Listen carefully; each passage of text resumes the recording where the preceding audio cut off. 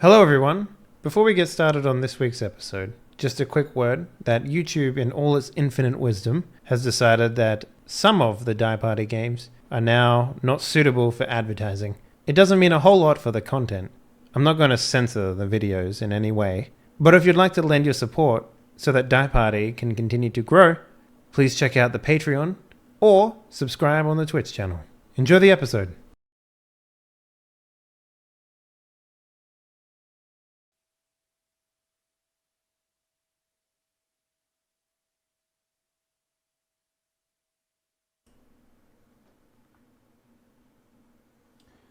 Hello everyone, welcome back to another week of Vampires in Die Party LA at Night, a Vampire the Masquerade 20th Anniversary Edition role-playing extravaganza. During the break while we're waiting for everyone to take their seats, we were talking about frozen beer being deep-fried because Americans are yo crazy, but... Yeah. Pretty much. Yeah. The video I watched, you didn't even have to freeze it, and they made the ravioli out of pretzel dough. Wow. So it's like beer and pretzels. That's pretty smart. Yeah, that just makes Why sense. don't you just have beer and Anyway, Efficiency. Yeah. You can one-hand that shit.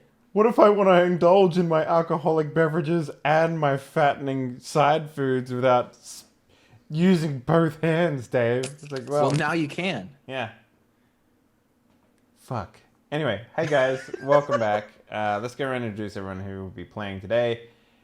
Storyteller Spira, what up? Welcome back. How's your week been? Good, except for nearly dying, and you'll probably hear a little bit of that tonight. But otherwise, yeah, I'm good.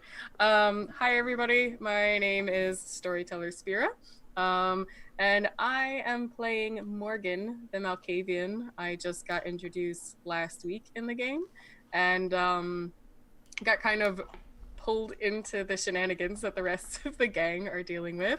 Found out some interesting facts about Quajin along the way. You know what? Shenanigans is the right fucking word I would use for what happened last week. A little bit. If you haven't seen it, go watch it. It's... My character's a little new, so I don't think I'll say too much just yet, and let all of it trickle out in the story. That's about it for me. Oh, cool. Well, Lily, you're next. Tell me about your week. What'd you do? Hey, everybody. I'm Lily. Thanks for coming out tonight. My week was pretty good. I did some gaming because we had the work break because of Thanksgiving and stuff. So I had some gaming time. I got in some Destiny. Got in some Mass Effect. I got into the Pocket Camp for Animal Crossing on the phone. You're one. Okay, I have it too, but like I played it for like an hour, and I'm like, okay, like I get it. That was cool. It's just another, like, I have a couple games on my phone like that are that where it's just like kind of just I'm sitting, I'm at work, I'm on the toilet or whatever, or just not doing anything. It's just like I need something. This will stimulate my mind for like a couple minutes. So it's just one of those things. I did some streaming. I did some. I went through. Stars Without Number has a new edition out, so I went through with some of that. Is that the second edition? Yeah, well, it's called the revised edition, so it's kind of a second edition. What do they change? A lot of the like character mechanics are different, and then some of the actual. They still have like backgrounds and shit. Yeah, there's still backgrounds and stuff, but some of the rolling is different. Some of the way you make a character is a little different. Ship combat is supposed to be a lot better because I know Good, because it was fucking awful. Yeah. It took so much fucking time, like jumping between 3 different states in reality. Like what the fuck, man? Yeah, so ship combat's supposed to be a lot better. I think they changed his sector creation like a little bit, just like added some new stuff and whipped it around. So I went through like the beginning of that. I got some we basically like whipped up a sector, got some planets in there and some tags and stuff for him. So that was pretty cool. But yeah, so my week was pretty good. Nice. That's awesome. I might have to check that out now. Yeah, it's coming out like pretty soon. He kickstarted it like a couple months ago. Oh, And, like, yeah, this was that new one, right? Yeah.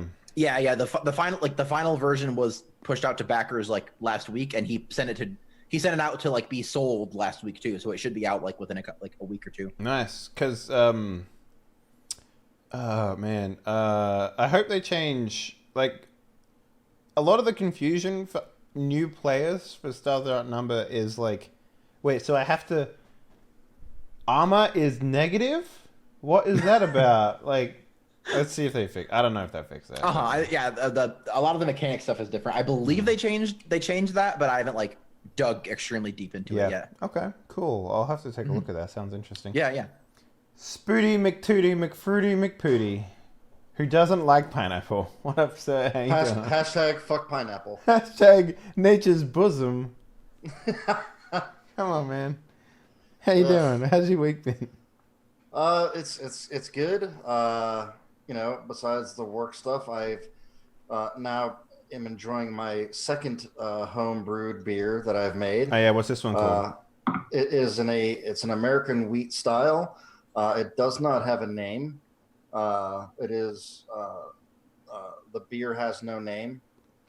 Hashtag GOT, I guess. I don't know. Mm-hmm. But it's pretty damn good. I like it better than the first batch I made. I made a little tweak to my process, which makes it a little clearer and yes, a lot less mess tastes a little this better. time. Yes, I do that separately. I didn't put the 8-ball in there this time. Yeah. Mm-hmm. But so I've been working on that. Game wise, I've been playing a lot of Fortnite, the Battle Royale. Yeah, you enjoying it? It's really fun. How you doing with that Destiny else? shit, man?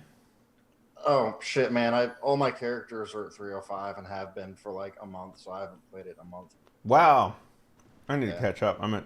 Did not even come out a month ago. I played it on PS4, so it did.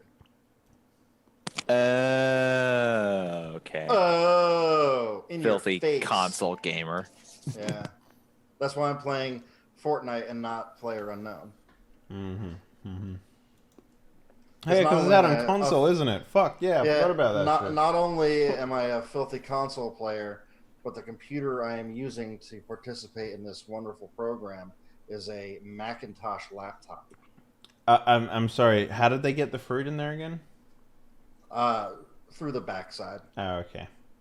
Speaking about the backside, let's go on over to Storyteller, aka Dr. Wreckage. What up, sir? How's your week been, man? Terrible. Oh, I may be dying. Don't worry too much about it. Worry no more about that than about Spira being like, I almost died this week. Anyway, It wasn't too bad. I just canceled it because I'm coughing so much. the last week. Hold up, before you do that. Whoa.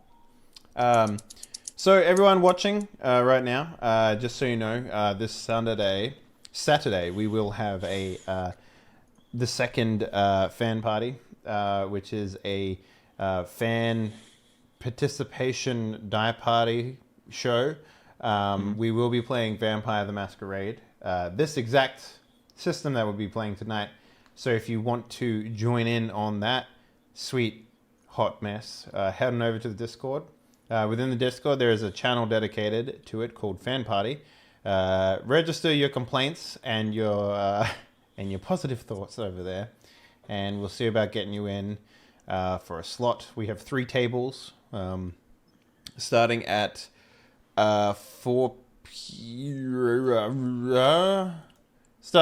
8 a.m. PST in the morning, going all the way through to about 7 p.m. PST. So, yeah. Anyways, sorry. Wreckage. Take it away. Any other last minute interruptions? Oh, I'm No? sorry. Yes. Right. Last week, Damian Hollins super special Helsing Alucard Magnum hollow point handgun turned into a naked man and killed a heretic. The end. You all go home. You know, I like to imagine my gun, and someone should probably make this GIF if you're feeling real fucking clever. You know that game where a Japanese person will stand in front of, like, they have a wall coming towards them made out of foam, and they have to fit through a hole? Oh, yeah. Someone needs to make a GIF of a gun, like, trying to, like, fit into, like, a hole of a human shape, and then just, like, cut out the gun at the last moment to a person, just being like, ugh, and then transform it back to a gun. Wow, that's about the most difficult. Hey, somebody should just make this a gift that I've ever heard. Good stuff. Yeah. You guys, your mission for the Kuijin was to find somebody who stole something, and you found him first. And you almost turned him in, but you decided not to. Yeah, fuck those guys. But you did go an extra day. You came back. You reported. You went to bed because Morgan was gonna tag along and make sure, like, you know, it was a sort of like test. It was a trust test. You know, if nobody, if there was no ambush or whatever, he'd be willing to tell you the actual secret, horrible truth about the giant stone wheel discus thing. You learned that it is a calendar that tracks the eras of the world. And, you know, if it's to be believed, those eras eventually lead up to an apocalypse. And this guy bailed on his ancient sacred duties because he was worried that might be coming up soon. You know, but you don't know anything else, basically.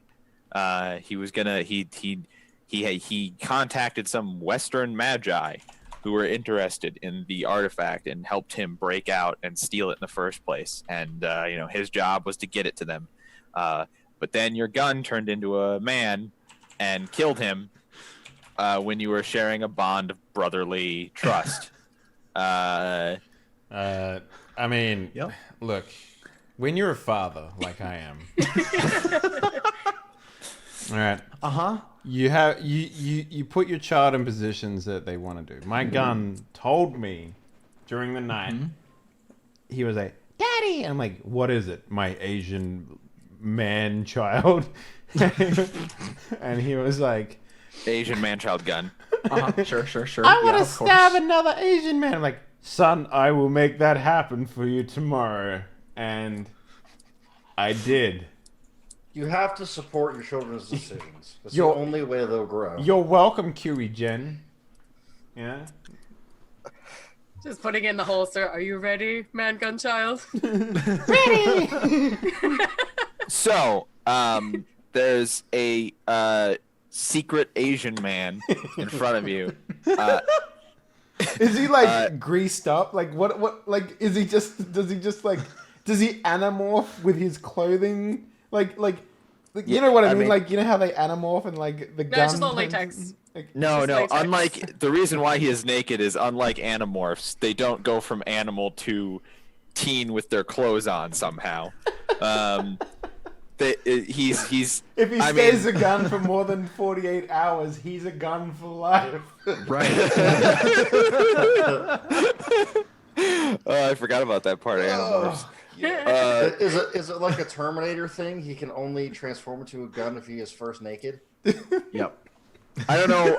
Let's not get into the details of this. The point is, there is an incredibly muscular, also very clearly not living Asian man in front of you. Sure. He's yeah. I was mad last week. Really, I was like, Wreckage, you go fucking pull the rug out from under us. That's a Graham move right there. But I'm not so mad anymore. Like, you can't be mad at this situation. Like, you can't be mad at this. Like, it's too ridiculous. Like, anyway, please continue. I just wanted to ease your mind, Wreckage. Right. So there's the naked guy who just killed your new best friend. And also your car's exploded in the tunnel. Now you guys are in a maintenance access hallway type thing. Put your mind into any video game where the tunnel was blocked and you had to go around through the Half-Life. maintenance. Exactly. So you're in. It's just tiled, and there's lots of piping and like meters that are reading things. And you're like, what are they reading? The pressure of the tunnel? It doesn't matter. There's valves. The pressure of the tunnel. It's like what is all this? I know exactly what maintenance for? I know what you're talking about. Like, I've never thought of it like that. There's all these gizmos. It's a tunnel. What's the issue? And one of them's whistling. It's a hole in the ground. So the secret Asian man is in the room with you, and the cars outside have exploded, and there are armed Asian people, presumably Kuijin or Kuijin like thralls or something, and they have surrounded the exit of the room. One of them is going to shout, "Anarchs! Come out with your hands up! Surrender peacefully! It's over! You don't have to fight! Put your guns down! Put your weapons down!" What's over? So, how long do you think it would take for me to turn his body into a string of words that said, "I told you so"?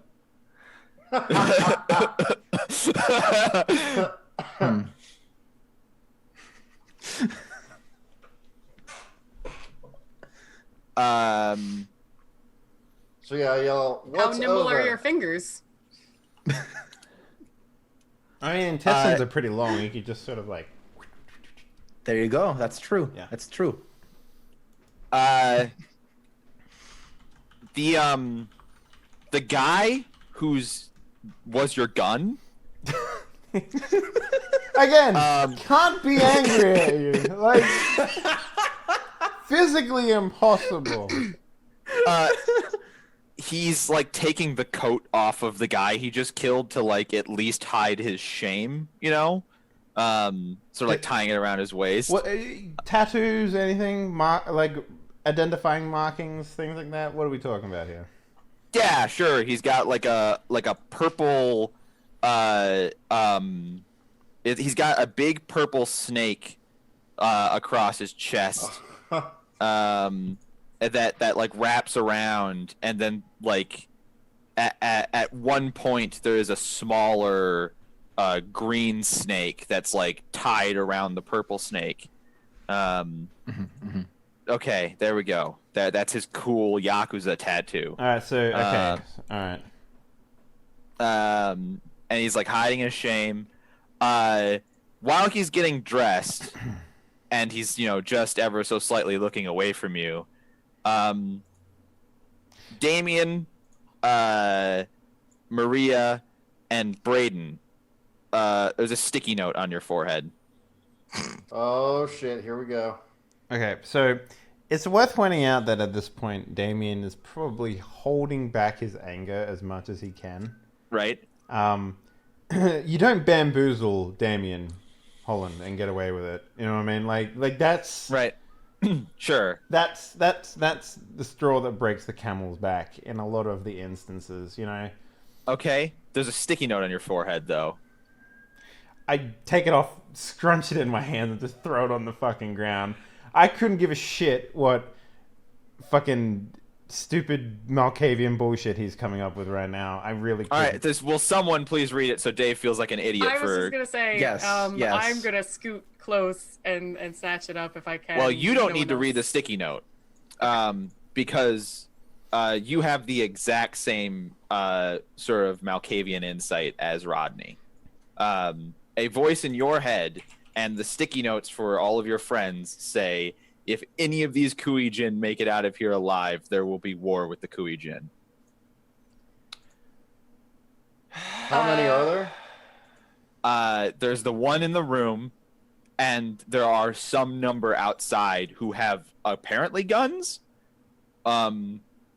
Interesting choice of weapon against vampires, as we've discussed in the last episode. Yeah. So I am going to unleash my wreckage upon this man. I mean, you don't both have to get naked. I'm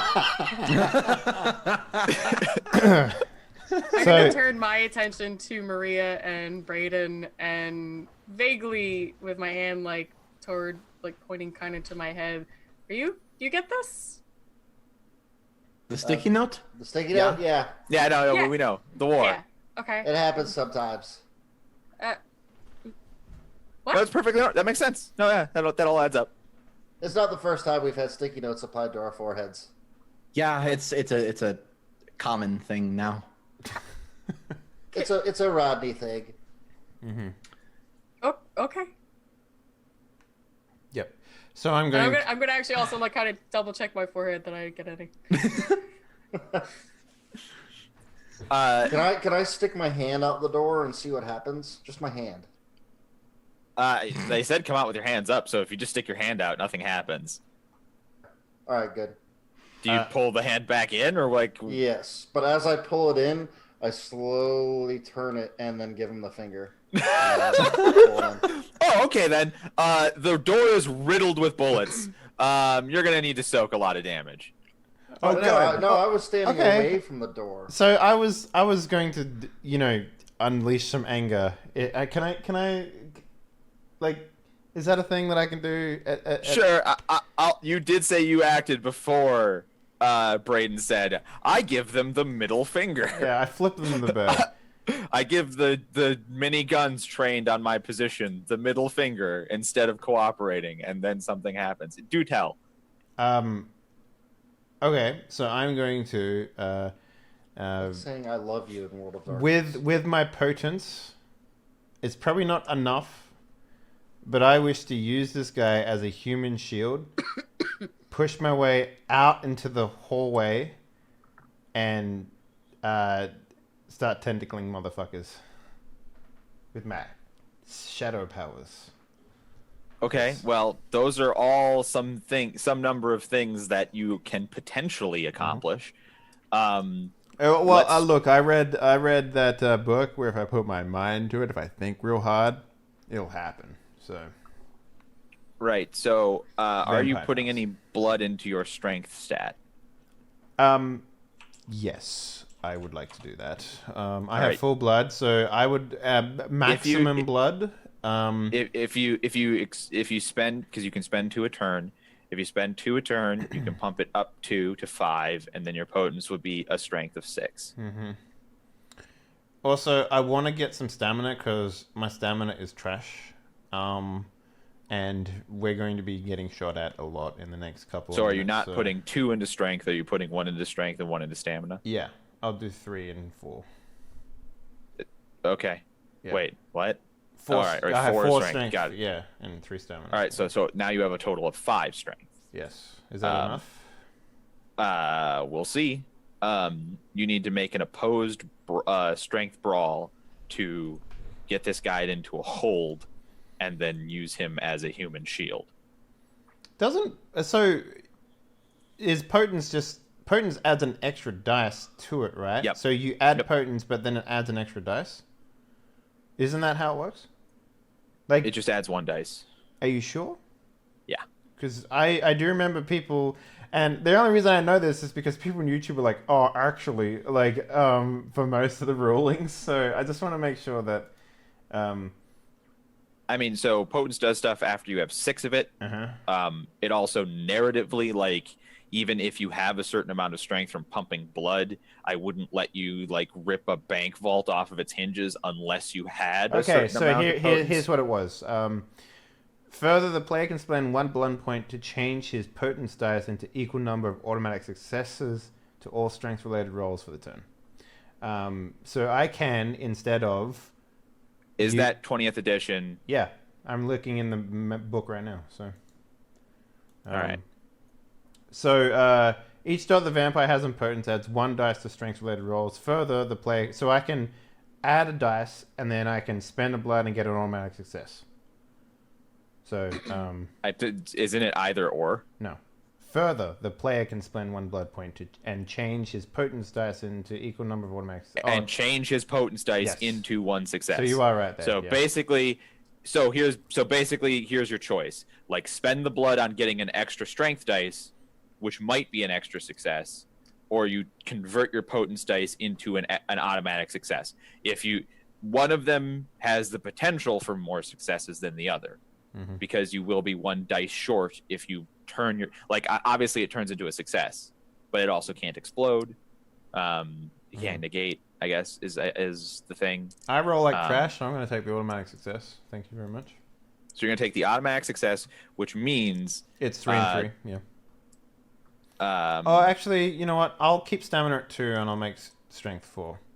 right. So your strength brawl is you're going to roll 5 dice, and you're going to have 1 success more than whatever you roll. Yep.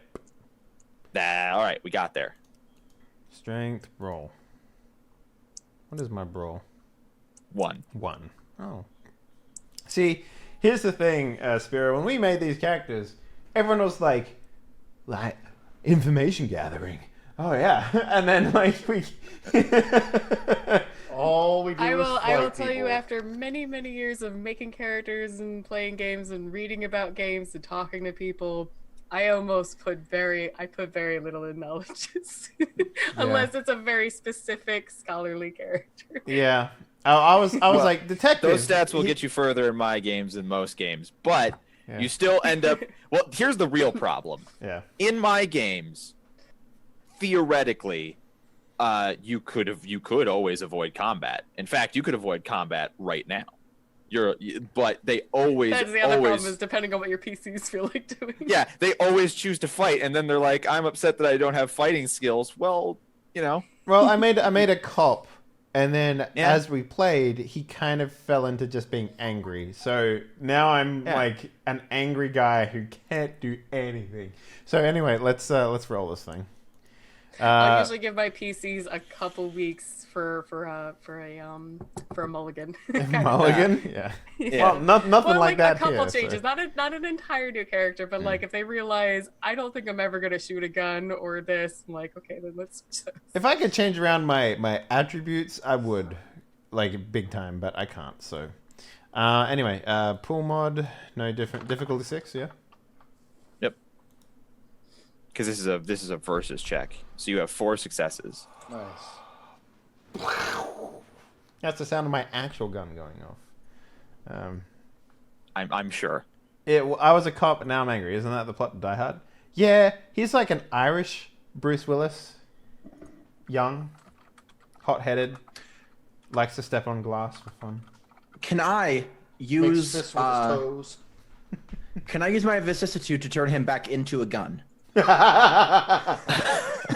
I will wrestle the man and use him as a gun, wreckage.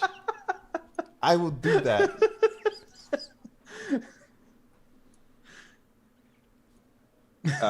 So you successfully grapple this guy. Hell yeah, motherfuckers. Let's go. I mean, you mostly it definitely feels like this is you caught him with his pants down situation. Perhaps quite literally. You saw my shame of me turning into a spear and killing a man after I was a gun. But you get him just when he's putting on not pants, he's Yeah, tying that I sort of, imagine it's a lot of me just bashing me over the back of their head sort of thing, and then struggling with him on the over his back sort of thing while he's got his back turned to me. And all just, right. So here's what you need to know, sort of about grapple and brawl. You've successfully grappled him. And because you've succeeded and he's failed, you're currently in control of the grapple, which means you can do something right now, like move him out of the door. But that'll be your action on the turn.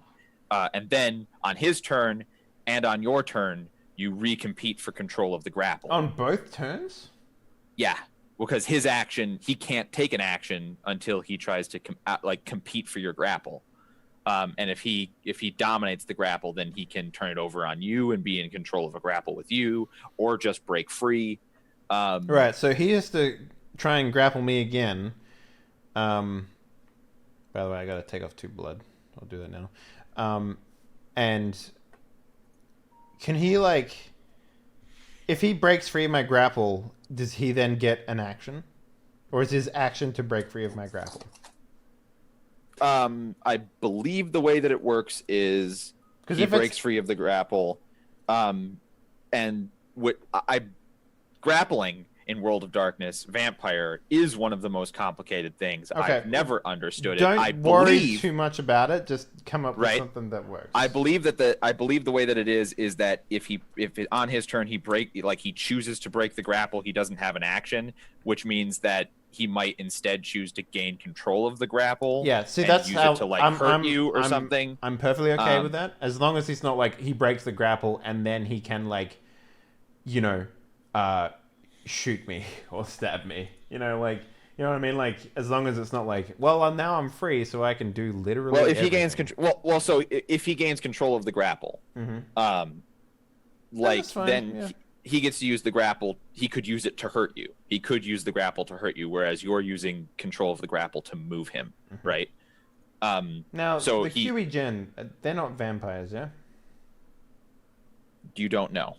Okay, so if I try and feed on this dude, it's gonna. Are you going to try and feed on this? Because you could do that instead of moving him. You could attempt to feed on him.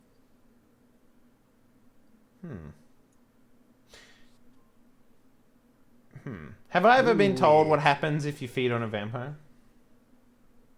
On another vampire? Yeah. Oh gosh, have you?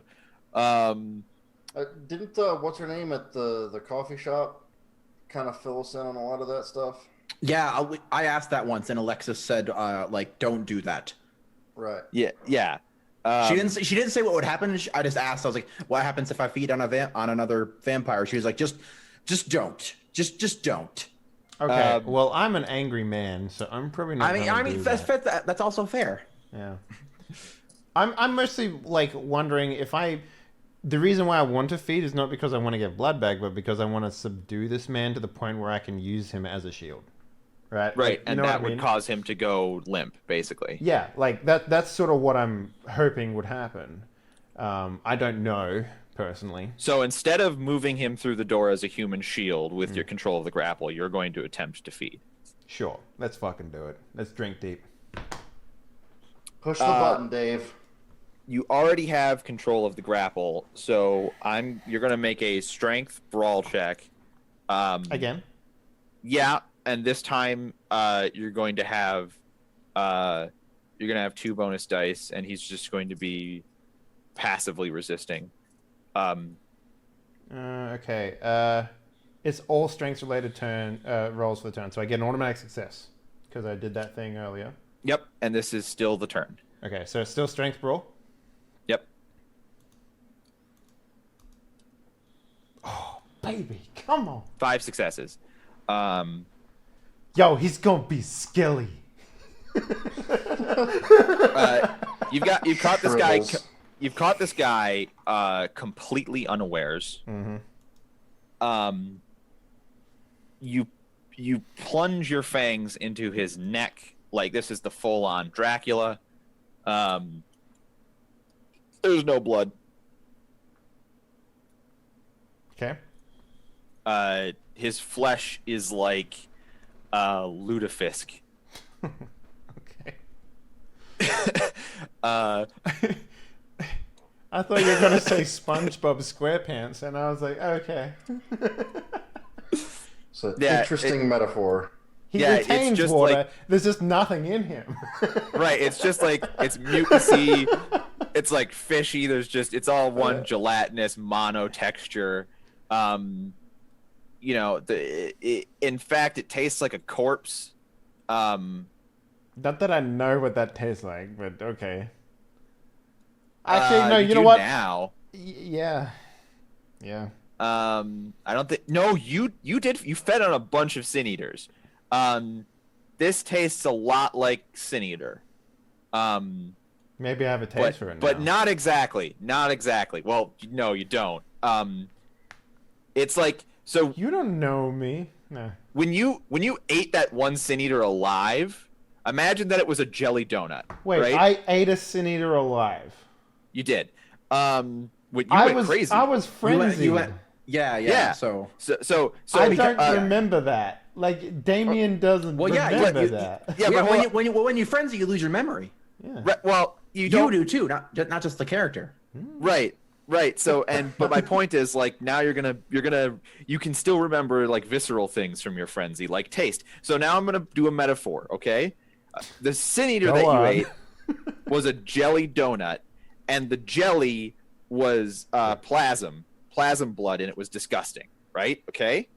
And the donut part was like a corpse, right? So this guy, he's just a donut. There's no jelly. There's Donuts are pretty tasty. Right, but it's a corpse donut. Writing that down as the name of the episode. We got there real fast today. Yeah. Good job, Gabe. Thank you. Watch it be like 4 hours later and something absolutely insane has happened, and it has to be the name of the episode. Right. Do So I this get guy the desired effect though? No. Does he at least get hurt? Yes. Even when like I'm not Vampire being Fangs. like, you know how you be gentle, right, with a human. You've bit this guy is the point, and Vampire Fangs are, I believe that they are aggravated damage. So you still bit this guy, and you bit him in the neck. I think it's one aggro if you're not doing the kiss. Right, and he tried to do the kiss, but there is no kiss potential here, so I'm rolling it over into aggro, I think is a fair way of doing it. Kuijin don't have blood, so I don't think they can be fed upon.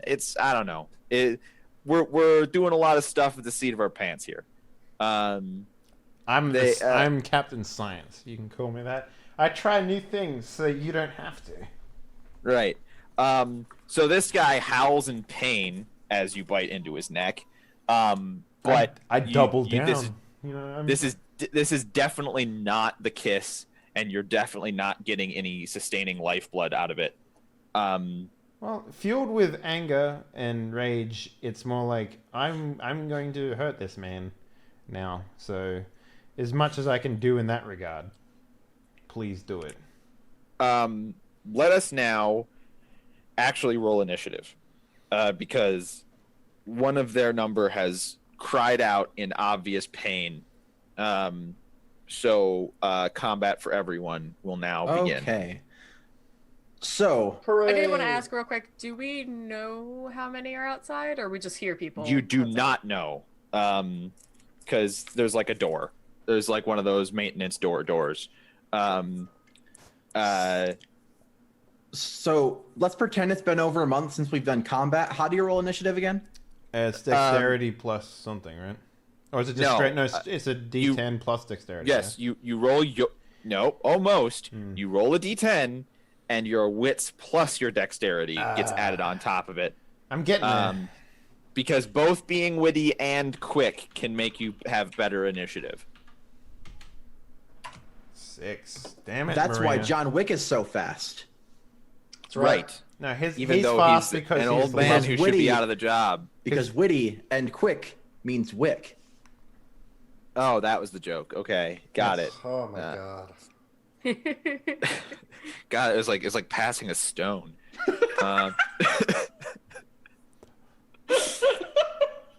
Wow, wow, hey. Hi. Good to see you, Wreckage. I've been destroying Lily tonight. I've been dominating. So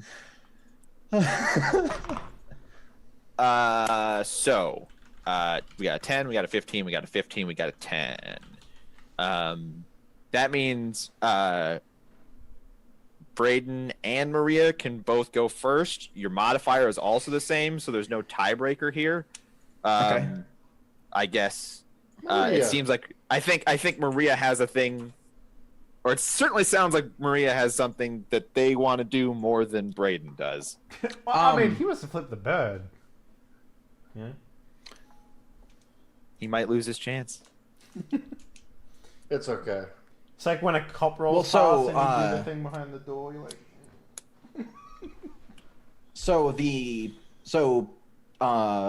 Damien's basically like attached to naked Asian man and is like biting his neck, right? Yeah, and you can see that no blood is coming out and that the kiss isn't happening. Okay. It's a short note This to is- Nam. Okay. Right, Nam. Okay. Got it. Then it should be Sam because he's secret Asian man. He's Right. not naked anymore. Okay, so he's hugging So Sam and biting him. Right, Sam. So I guess I should try to hurt Sam. You could finish off or help finish off Sam. That's probably a good idea because he seems like he has weird, crazy powers. He does have weird, crazy powers. That you remember when he was a gun? Yeah, I do I remember do. when he was a I kid. remember. So I'm gonna pump some blood into my strength and stamina. Now, are you just gonna punch this guy because Well, I Damien have, Damien has this guy in a grapple, which means he has no defense against you if you were to say do a touch-based attack that your clan is capable of and no one else is. Oh, cool.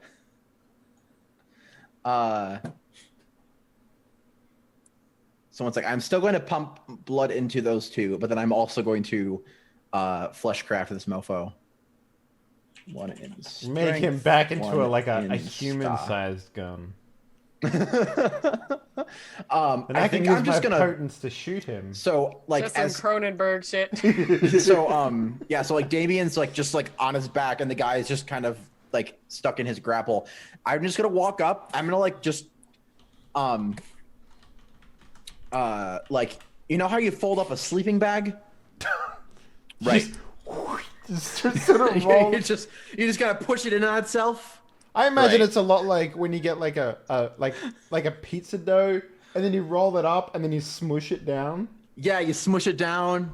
Yeah, you're like kneading this guy. Yeah, like- I'm yeah. Right. Like, Okay. So I'm just gonna like push him into himself. Did you ever I have play a couple- Grape Escape? I have a couple of questions.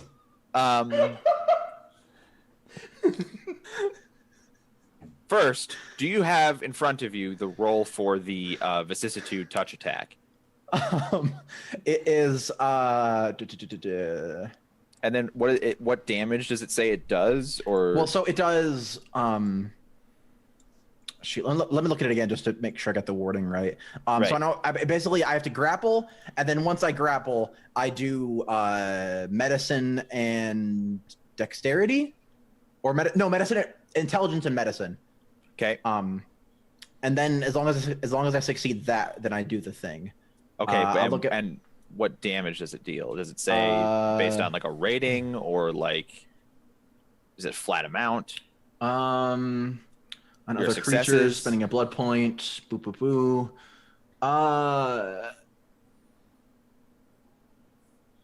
It doesn't say damage. It just says I do it.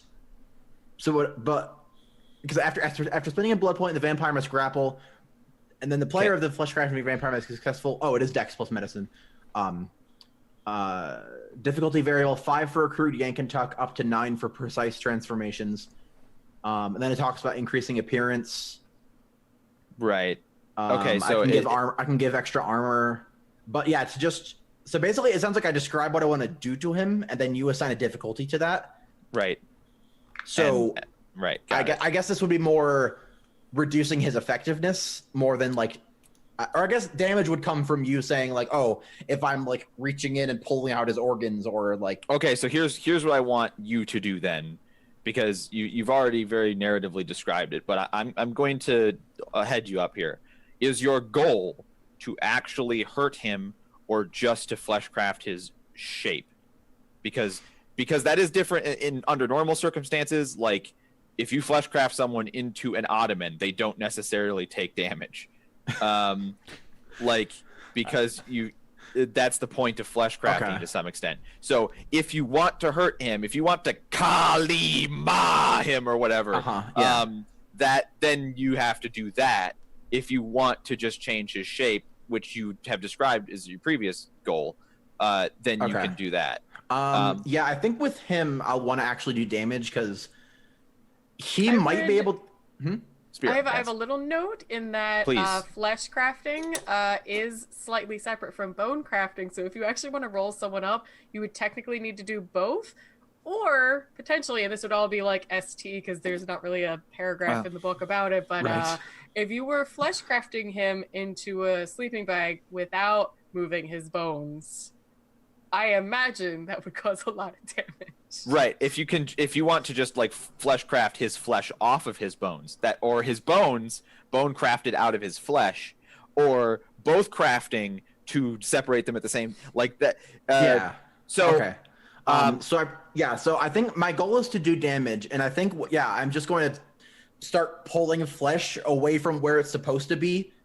And like hucking it on the ground, that type of thing. Just pulling it away and like trying to grab it as organs and stuff. Is what I'm gonna try to be, honestly forget sometimes how fucked up your descriptions get for this. So here's what I need you to do. I have horrifying powers. First, you were gonna double pump some stats. You can't do that because you have to save a blood point to actually do flesh crafting. So make make sure that those stats are correctly noted. Got it. Done. Second. Spend the blood to fleshcraft. Done. Third, what is the roll? Dex and medicine. Right. And then I assign a difficulty. Yeah. So I have another metaphor to describe Sam. Previously, he was described as a corpse jelly donut, but without the jelly filling. As you reach into his body with your flesh crafting, I want you to imagine this. Every other time you've tried flesh crafting, it's been like sculpting marble. You reach into this guy, and it's like sculpting Play-Doh. Grape escape again.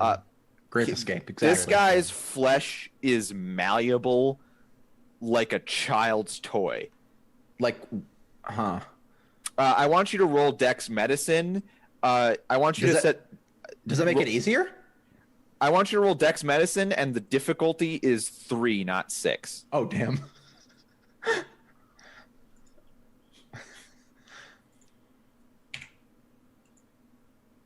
I still only got 3 successes. Damn, dude. Wow. Damn. Jeez. Damn, dude. You,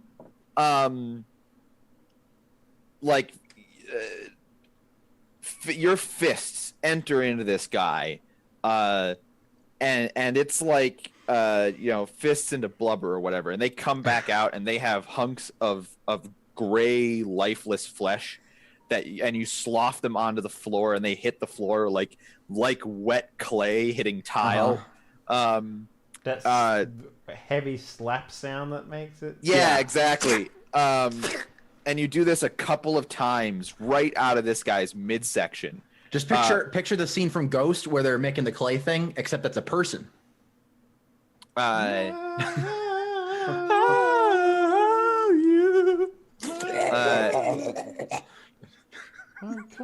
So you get a couple. To be precise, as if you rolled 3 successes, you get 3 good handfuls out of this guy's torso. And even as you do it, like normally if you were flesh crafting somebody and you say scooped into their liver, you might pull the whole liver out or whatever. This guy is like a classroom anatomy model where wherever your fingers stopped is right where it peels away. And so there's just sections of his torso that are cross sections of pancreas and kidney and like this is stomach. probably strangely fascinating to me. Oh, it's incredibly fascinating. Right now, I'm like, wait a minute. I just want to keep going to see what happens. Maybe it's also maybe a little attractive. I mean, this guy is built like a brick shit house, and he's the most pliable like person you've ever worked with. It's like there's this weird like It's like you're an artist and you find this really, really nice paper and these great pens. Yeah, you just like I don't know. And it's I'm a like, weird whoa. emotion. Right, it's really, really It's Hold up. I'm having feelings right now. Hold up. I know exactly what this guy looks like. Found it. No. Boom. That's who is he it? is. It's the stupidest thing ever. Perfect. Oh my god. The second you let go of the grapple, he just spins away. Braden, it's your turn. Okay, so Sam is still an issue.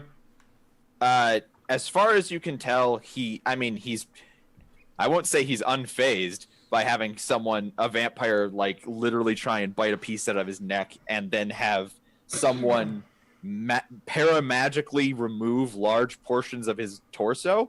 But he is like, you can even see like the sinews in his body prepare to like resist against Damien's grapple, and like the glint in his eye as he's ready to, I don't know, turn it around on Maria somehow. Okay, so I guess I've got my trusty machete on me as always. So, No, you have an even nicer one if you want to. The Anarchs, remember, for the mission in Chinatown and for this follow-up, they kitted you out in full tactical gear. You guys will also have like body armor that if you wanted to, remember one of you wanted a tungsten baton. You've got that. Beat some skulls. I've got a knife, right? You can have like a, but yeah, you can have like a U.S. Special Forces machete type thing. Okay. I'm wondering if it's a good idea if I try to grab Sam and hold the knife up to his head, because if I remove his head from his body, that's it for him, right? At least that's how vampires work. Right. So I wonder. So I think what I want to try to do before I start spending all my fucking willpower again and losing all my blood is try to grab on behind him and hold this knife to his throat. Okay. And try to convince him to convince his buddies to leave us alone, to let us go. Now I got two problems with that. Okay. One, he's not in a talking mood. Two, that does not address the main issue of this situation, which is that two of your friends have said if any of them get out of here alive, there's going to be full-blown war with the Kuijin. That's true. So this isn't a de-escalate the situation. All right, I'm just going to remove his head from his body then. All right. It could be said that three of you are grappling him right now. And there are also World of Darkness rules that say if somebody's in a grapple that they're helpless and you can coup de grace them. And I don't know. He's not helpless. You can't coup de grace him. But you can make a strength melee roll. And if you get enough successes, I will say that you take his head off. Okay, I would like to pump blood into strength. Sure. Like one blood gives me one extra point, dot. Right, so you can get that up to 4. Your melee is 2. You actually have some melee, so then you'd be rolling 6. Yeah. I'm not going to increase your difficulty here at all because he is grappled. He's got sections out of his torso. All right, so I put 2 into strength. I'll leave my melee where it's at, and I am going to try to remove his head from his body. All right then, roll those bones. Strength. And melee. And roll. Nice. 5 successes. Yeah, that's an exceptional success. His head, your Vorpal blade goes snicker snatch, and his head is separated from his body. The very instant that you separate his head from his body, even as Maria, you go in for another handful, his body loses all of its plasticity. And all at once, those organs that were just suspended there at a cross section in his torso, like, fall out of the holes that you've made. His incredibly like melting, or just falling as if they normally would have from those wounds. Like before, they were just sitting there suspended and like perfect. Like I said, like all at once, as the head is separated from the neck, they lose their plasticity. The body crumples to the ground and is immediately not nearly as muscular and good looking as it was before. He loses like a foot of height. And I'm holding and not just because you took the head off. Keeping on theme. And like his face goes from like this like. He almost had like this Ken doll face, like this, like featureless. I couldn't pick this guy out of a lineup of other Asian dudes' face. Like all of a sudden, it turns into like somebody's face with like scars and shit. Like, and the eyes roll back into the head, and like Damien's sitting there holding the head as the body falls to the ground. I'm like, I want to like look into his head and be like, "Get good, noob," as his body. Way to spoil the moment, Brian. That's what I do. Now that's a Brayden spoiling the mood more than anything. Okay, so that was weird. I think he's dead. So you know what I do? I have the head right in my hand. It's not your turn. Okay, well, I was just gonna throw it out the door, piss him off even more. Right, it's Spira's turn. Now Spira. Your 3 new compatriots have taken it in turns to really kill this guy dead. It took quite a lot of effort on their part. I've been standing off on the side like this. Taking notes, I imagine. Yeah, just.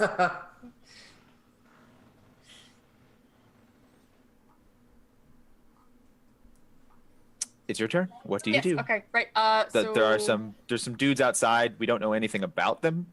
We have heard gun noises. You know, the Hollywood like chambering rounds and cocking guns that would never happen in real life. Sound effect that was in Goldeneye that they use in Hollywood movies to this fucking day. Yeah.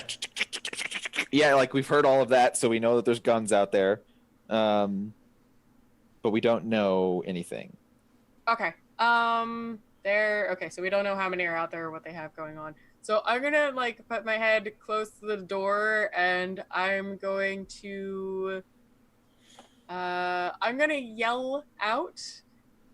Can we speak to someone in charge? Little parlay. No more guns, right? For a second. No parlay. Weapons on the ground, hands in the air, come out. And what the hell did we just hear in there? Hey. I'm gonna turn to the rest of them. Okay. And I had a plan, but it won't work now. So what do we want to do next? So this room, you said it had hot pipes and shit in here, wreckage? There's like there is, as I would describe, MISC period pipes.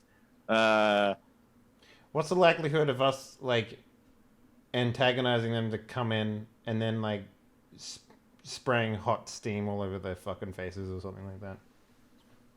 I mean, if you stayed in here, it is probably certain that they would come in after you to kill you. Well, there's no, we don't have any alternative for exit, right? Aside from the tunnel, which they're in. Right. So, if you just wait and do nothing, eventually they'll breach in some way. They'll. We gotta Home Alone this shit. Does anyone have a bucket, a string, and a bunch of marbles. Do you say that?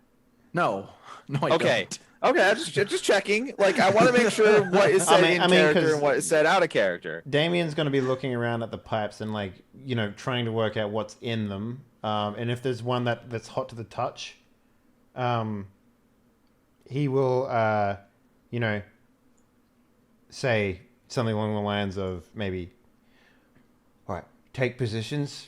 I'm going to bring these nerds in and we're going to hopefully take them out when they come through. Make at least make some smoke that we can get out here or something. Okay. Out of character, they did say they just wanted us. Oh wait, a moment. So you guys, they did say they wanted us to come out with like hands up, no weapon shown. Yeah, that's what they asked. They were like, come out and be ready to be dead. Right. That would have been awkward. That's sort of like I'm expecting that's the deal, but you know, come out they're just that'd be amazing if they were that forward about it. Come out and be ready to be dead. Maybe, you never know. Maybe they're just like, hey, make it easy for us so we don't have to bother coming in there. You're dying either way, just make it simple. Right, yeah. Like, we could have tried talking, but the whole if any of them get away, there's gonna be war, makes me like hesitant to not Morgan murder all of has them. an idea. She doesn't know if it's useful or not, but she's got an idea. Sure. Good.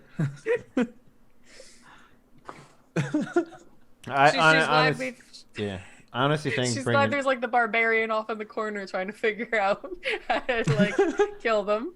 Yeah. She's trying to do distraction. I honestly think bringing him into the room would give us the best opportunity. I think so, yeah. That way, you know, we have an opportunity to get guns and shit or whatever. Sure. Yeah, I'll repeat it for wreckage, but she's basically going to say to you guys, like, she's going to say to Maria and Brayden, the three of us present arms up. They don't know I don't think they know how many of us there necessarily are. Damien can stay back and do his little plan shindig. By Hopefully myself? doesn't burn himself. All right, yeah. Sure. Yeah, that works. Jesus Christ. Hi. What happened while I was gone?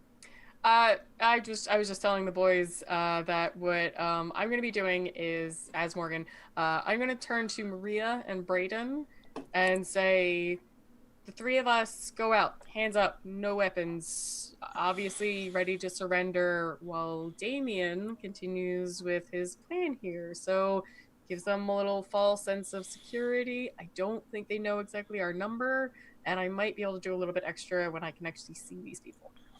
And they're totally not going to kill us when we walk outside. I don't Hopefully. know. Also, if we walk outside, why would they come in for the trap? Good question. I wasn't going to walk all the way outside. I was going to stand at the door. Potentially How draw thick is them this to door? us. By the way, did we see it? Yeah, is this like two-person? Like, are they going to be able to see all of us? I mean, it's a single person wide door.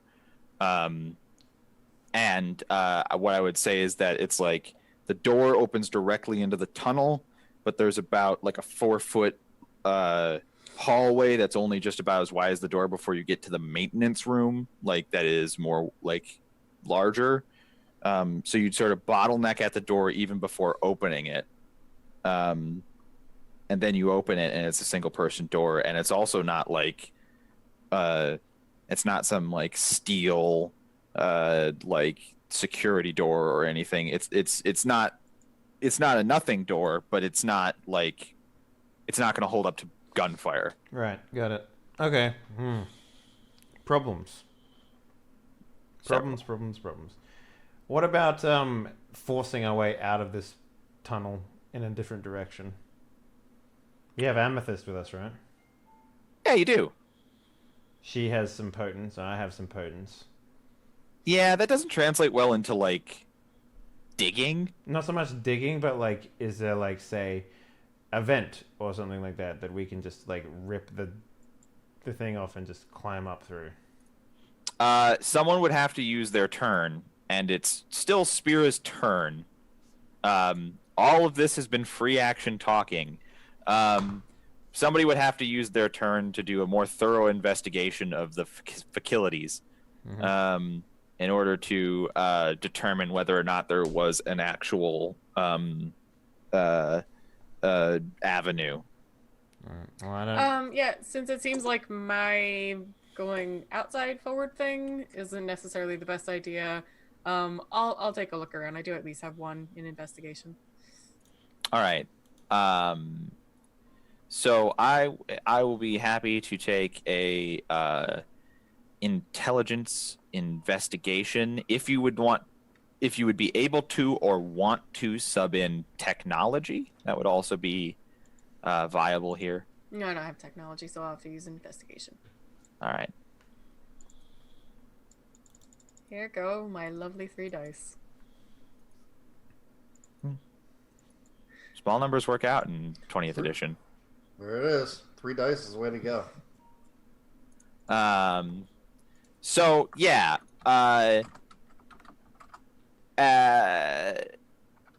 you sort of comprehend the gist of what's going on in here. This is it's the maintenance room for the tunnel. Some of the things that it's doing is tracking sort of the electrical feed to, because before we were making fun of what all of this even for. So some of it is tracking the electrical to the lights in the tunnel, also to some fans that keep the tunnel ventilated. It's a long tunnel. It's also tracking some the runoff. That's what the pipes seem to be. There is no like steam in any of these pipes. There's no like the none of these pipes have a like sewage or acid or anything like that in them. They're like stormwater runoff pipes and just like car leavings as they drive along the paved road of the tunnel. I've got an idea. Now, Wreckage, this all hinges on whether or not you would allow me the pleasure of having something like this. Now, have you ever seen what SWAT might do with like flashing lights on torches and stuff? You mean like strobe lights? Strobe lights? No, you don't have strobe lights. No, like a torch that can flick at a high pace. If I have a tungsten nightstick and SWAT gear, the chances of me having access to something like that before we came here might have been high. I'm not being biased, but a police officer with a flashlight that can do different strobes for like getting people's attention isn't out of the question. Yeah, that's sort of where I'm leaning. If we manage to turn off the lights, right? How much like I'm a vampire or an undead. If someone flashed a light in my eye like that, would it do anything to me? Like in pitch black, if someone did that to me. Because those are used to like, enter a room that have guns pointing at an entrance, right? That's the whole point of that stuff. The reason it works on a living person is because their irises are open all the way in the dark, and then they burn their retinas. These are like corpses and stuff, right? So you haven't opened the door. Yeah. So you don't know if these are Kuijin or humans working with Kuijin or a mixture of both. What I'll say is that a flashbang in general or any sort of like sense overwhelming device is extremely effective on a vampire or a supernatural being that is somehow enhancing their senses, like with auspex, or even just like heightened senses the trait. And against a vampire who is not heightening their senses would be less effective than against a person. And that's something that you haven't experienced a flashbang since you've been dead. So that's not necessarily something that you would. There's a good chance he wouldn't have experienced a flashbang, period. Right. But having said that, it was an option. I don't know. Right. Well, I do think that you're on the right track here. Like, you could, if this is the maintenance room and it controls the power for the lights in the tunnel, you could kill the lights in the tunnel at the very least. Yeah. And a flashing light, if there are any humans, that's going to hamper the humans, and it certainly won't negatively affect you. Yeah. So, it's certainly a viable option. Spira, as you made the successful roll, I'll say that you know where the circuit breaker is, and you could just kill the lights if you wanted. If that's what you want to do. Does I'm gonna mention it to the others and see what they think. Does Auspex 2 work in the dark? Like the auras? I think so. It should, yeah. Yeah. But turning on Auspex is the type of thing that would make you vulnerable to the flashing light. That's true. Although you wouldn't maybe necessarily know that. You might find it out, though, when you have your Auspex on and there's a big flashing light in the dark. Yeah. Well, I mean, how many of us have Auspex? I think 3 of us have Auspex. I have Auspex as well. So. I don't. Yeah, I do. Yeah, I do too. What a turn this has been. All within, 6 seconds is a World of Darkness turn? I'm just giving you a hassle. Yeah. Well, I mean, I still think out of character, our best option would be to bring them in and thin the herd as much as we can, right? I agree. I mean, we did it pretty handily to this dude. All it takes is one person to subdue and the other people to, Yeah, all it takes is 3-on-1, and you can definitely do that. And there are only anywhere between 3 and 25 of them out there. Yeah, right. Exactly. And all we need to do is get a hold of one gun, and we could, if they are humans, it's, if they're humans. If they're humans. But, yeah. So, what do you guys think? Can we just make a vote and just go with something? Yeah, I think if we just, if we just, hide out in here and just wait for them to come in. Yeah. What do you think, Spira? Where are you leaning? What do you think, Morgan? What does Morgan think? Yeah. What does Braden think? I am stepping back toward the wall again, looking a little twitchy, like I did the last time. It's fine, amethyst. High stakes. And I'm looking a little twitchy, my legs shaking, just kind of leaning against the wall, and I just start shaking my head. I guess that's probably the best idea. We can't just go out there. We'll be taken at best, killed at worst. So yeah, maybe we try and handle a little bottlenecking.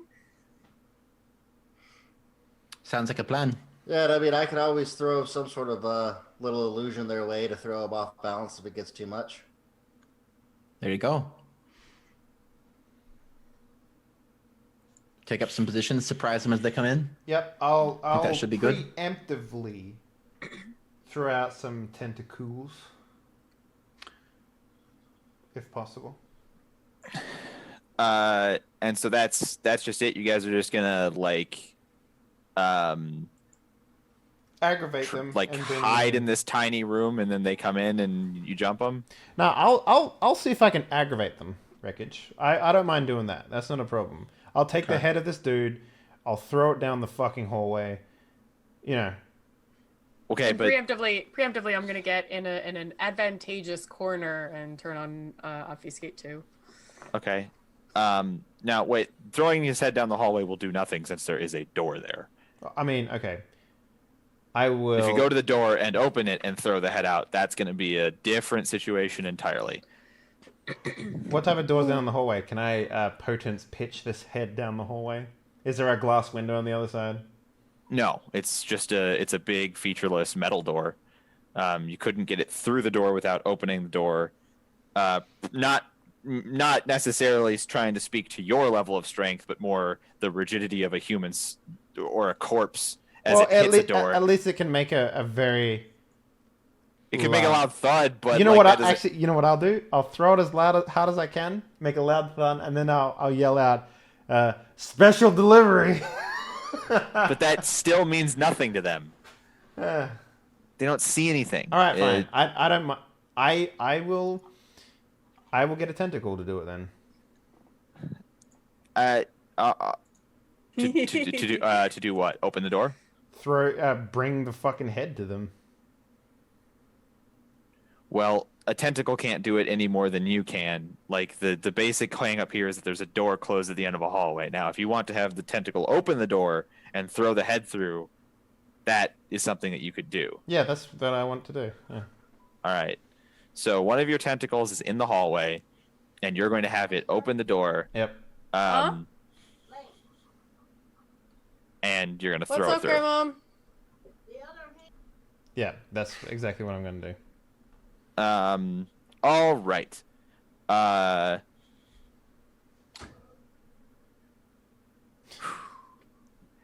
So the tentacle can only barely just handle the manual dexterity required to turn a knob. Technically, I think it's not supposed to even be able to do that, but I'm not going to say no.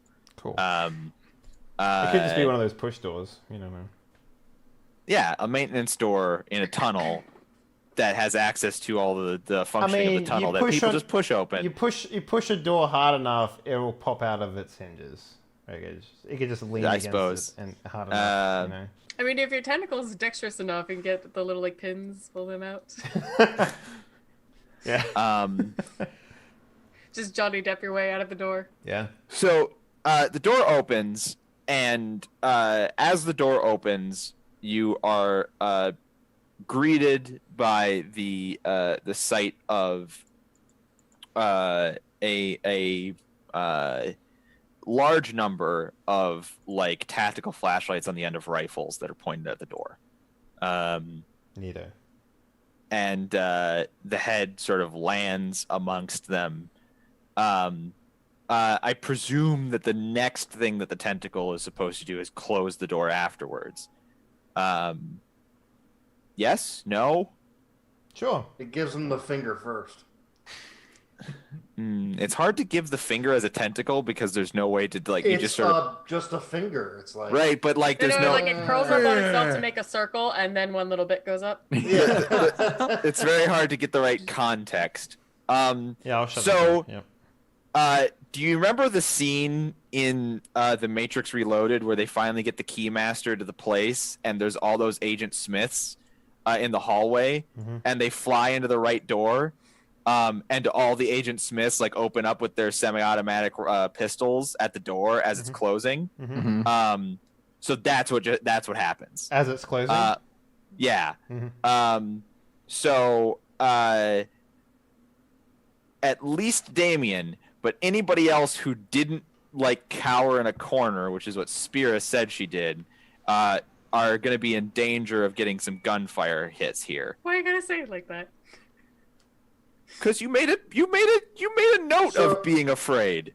I use obfuscate to very tactically hide to do other things. So I didn't say that I was necessarily hiding, but I would imagine I'm like, all the way back. Like we're getting ready. So maybe I might try to soak some, but I mean, I'm not like saying. Didn't you say there was a car in here? No, the two cars outside exploded. Oh. There isn't. I think I'll just be. Yeah, I think I'll just be in a corner or like just I'm not right where the door is opening up to, but like at least somewhere where I can kind of hide. So spend a blood, Damien, for the tentacle that you summoned. Do you want me to like pre-summon all these other tentacles? Because they last the scene. And I get to roll for how many show up. So Right. So you should. Yeah, we should do that before we assume that you even open the door, I guess. I think at a minimum I can have one, but. Yeah. I mean, can you not fail the summoning roll? Not that I think you would, but is it not possible? I guess so. What's it called? It's called like obtenebration. Yeah. Okay. Arms of the Abyss. Manipulation, occult, difficulty 7. Each success enables the creation of a single tentacle. Got it. Obtenebration. What was it? Manipulation, occult. Coolly.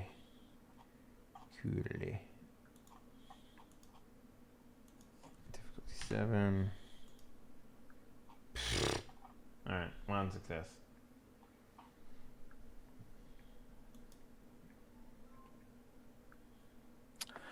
Yeah, so that one tentacle is going to get riddled with bullets and cease to exist. Mm-hmm. It did its job, so. Good. And Damien, I need you to roll your stamina. Okay. Why am I getting shot somehow? Yes. Okay. What is that? Just stamina? The straight stamina? Yep. Wow, I'm dead. No, you're not, because I will remind you that bullets deal non-lethal damage to vampires. I'm also wearing armor or something, right? Yeah, we've got like our... Right. So that's going to take the, I believe, bulletproof armor, the kind that you would have, just takes away 2 of any of the damage that you would take. Mm-hmm.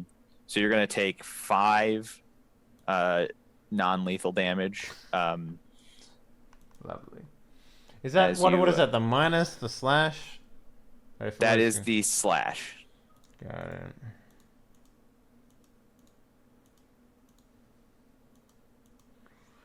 Okay.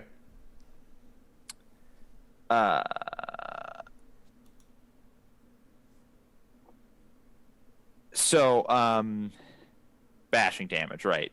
Bashing is the term. Thank you, Aricyto. Sorry, I used the wrong term. Why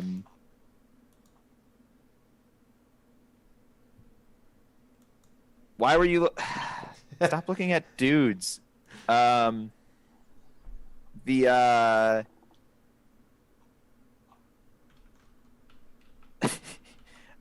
so you get riddled with a lot of bullets, and you're like, oh, that's inconsequential. You feel like you just got in a little bit of a fist fight. No, I'm not defensive, Aricyto. I'm joking. It's a joke. The back wall with all the pipes and the electronics and everything, that gets shot to shit. The lights go out anyway. And you guys are plunged into darkness. Those of you who want to like reflexively turn on auspex to see in the dark are able to do so. But we've seen the flashlights, right? Wouldn't that Right, and the flashlights, the extent of the flashlight light is like, because you closed the door, so you're getting these pinpoints of light through all the bullet holes in the door, which is not much light. Okay. I'm okay. I don't think I'll have a problem. I'm worried about the flashlights being on us when we come in. So that's Dave's action and their action. So we're back at the top of the turn order with Maria. All right. So are they? So yeah, if none of them are in yet, and we're all still kind of just hiding, I think I'm just gonna spend this turn pumping up my stats, and waiting for them to come in so we can do the thing. Yeah, I'll put my.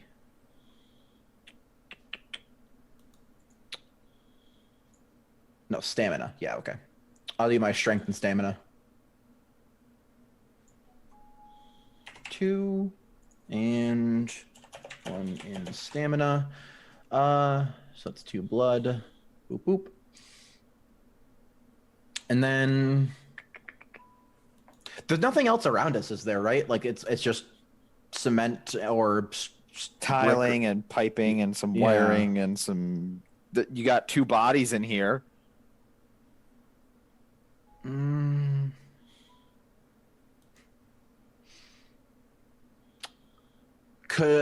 That's the calendar's not here, is it? Oh yeah, it's in here. Can I grab it? Yeah. Okay, I'll grab it. So the calendar is quite large and heavy. It's going to basically negate you doing anything other than carrying it if you're going to carry it. Okay, I assumed they wouldn't want to shoot it. Maybe. I don't know. Maybe that's their main target. I'm taking your gamble. Yeah. That's. I mean, yeah, maybe. I'll pull it. I'll pull it over as something. We'll see what happens when they arrive. But yeah, I'll pull it over to me, banking on that they want that or something. And they won't just be like, "Whoa, shoot it." They'll be like, "Whoa, stand down. She's got the calendar thingy. Put our guns away." Okay, that's a what fair happens, bet. right? I'm sure that's what'll happen. I can think of no reasons why that would not happen, except for maybe 6 or 7. But maybe those aren't the case. Right. You never know. Exactly. You never know. Point is, I have the calendar. Right. It's not Braden's turn next. It is Braden's turn next. Braden. Yeah. Oh boy. So they're not running in yet, right? No. In fact, you're pretty sure you can basically hear the sound of like reloading. Maybe from a couple of guys who pulled too many triggers. Not like everybody reloading at once. And there's 2 bodies? There's 2 bodies. One is your new best friend. God, if they're all reloading right now, why don't they just celerity out there and just kill them all? You know what I mean? I don't have celerity. Oh, damn. I'm a shitty vampire. Can I sort of stack the bodies on the door? Does the door swing in or out? The door used to swing out. Now it is not really going to function as a door anymore. It's more like a piece of modern art. It's like a vent grate, or perhaps a cheese grater, or some other piece of metal with a lot of holes in it. My metaphors have been really on point all night. Can I hold an action? Like, can I? Yeah, you always. Always. Okay. Always. So I think I'll hold my action until they come in. You can't just hold action unspecified. You choose a thing that you will do if a certain criteria is met. So if they come in, I will shit my pants. Is a adequate hold action. If they come in, I will create the illusion of fire in the hallway. Like behind them? Okay. No, so the fire. They come in through the first door. Us. Yeah, I got you. So kind of make them think that when they shot through there, they blew something up or something, you know. I will remind you that none of your friends will know it's an illusion, and they will all Rorschach. It's the price you pay. Well, can I not tell them that it's an illusion? You can actually. Be like, guys, I'm going to make an illusion of fire. Don't freak out. Boom. Now they don't have to make the roll. It was that easy. Yeah. So if they come in, you will make the illusion of fire. Got it. That is a held action.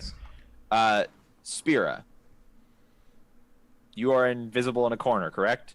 Yes, I am similarly waiting for someone to come in, because then I am going to try and use, especially if more than one person comes in and one is more aggressive or irate, I was going to use passion first level of dementation to lower their emotional state.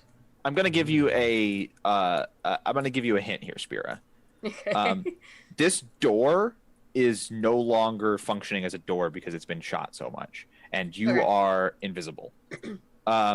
So you could on your turn, rather than be part of this ambush, move out into the tunnel. Okay. And it would, the only thing you risk is what you normally risk with obfuscate, which is that somebody somewhere has enough supernatural sight that they can see through your invisibility, even though that's not likely. Yeah. Then yeah, because my actual plan that I really wanted to try and accomplish was find the either most intimidating one and or most rage filled, and dampen them down to being kind of nice and kitten like. You just want to sort of pacify somebody. Yes, we're using passion. All right. So you want to head out into the tunnel then? Yeah, that'll be my move. Is get a little closer if I can, scout someone out. Because I can only do one person at a turn, so I'm gonna try and find for the passion, but you'll get to see everything when you come out. So as you come out, the first thing that you see is that there are a squad of 8 humans who have rifles and tactical flashlights, and they're the ones shooting the door. Mm-hmm. You also see them very clearly taping a bundle of grenades together. And I would also use Auspex 2 to try and also read who I should focus on. Sure. You also see them as a unit, like taping a bundle of grenades together. Didn't think about that one. No, you didn't.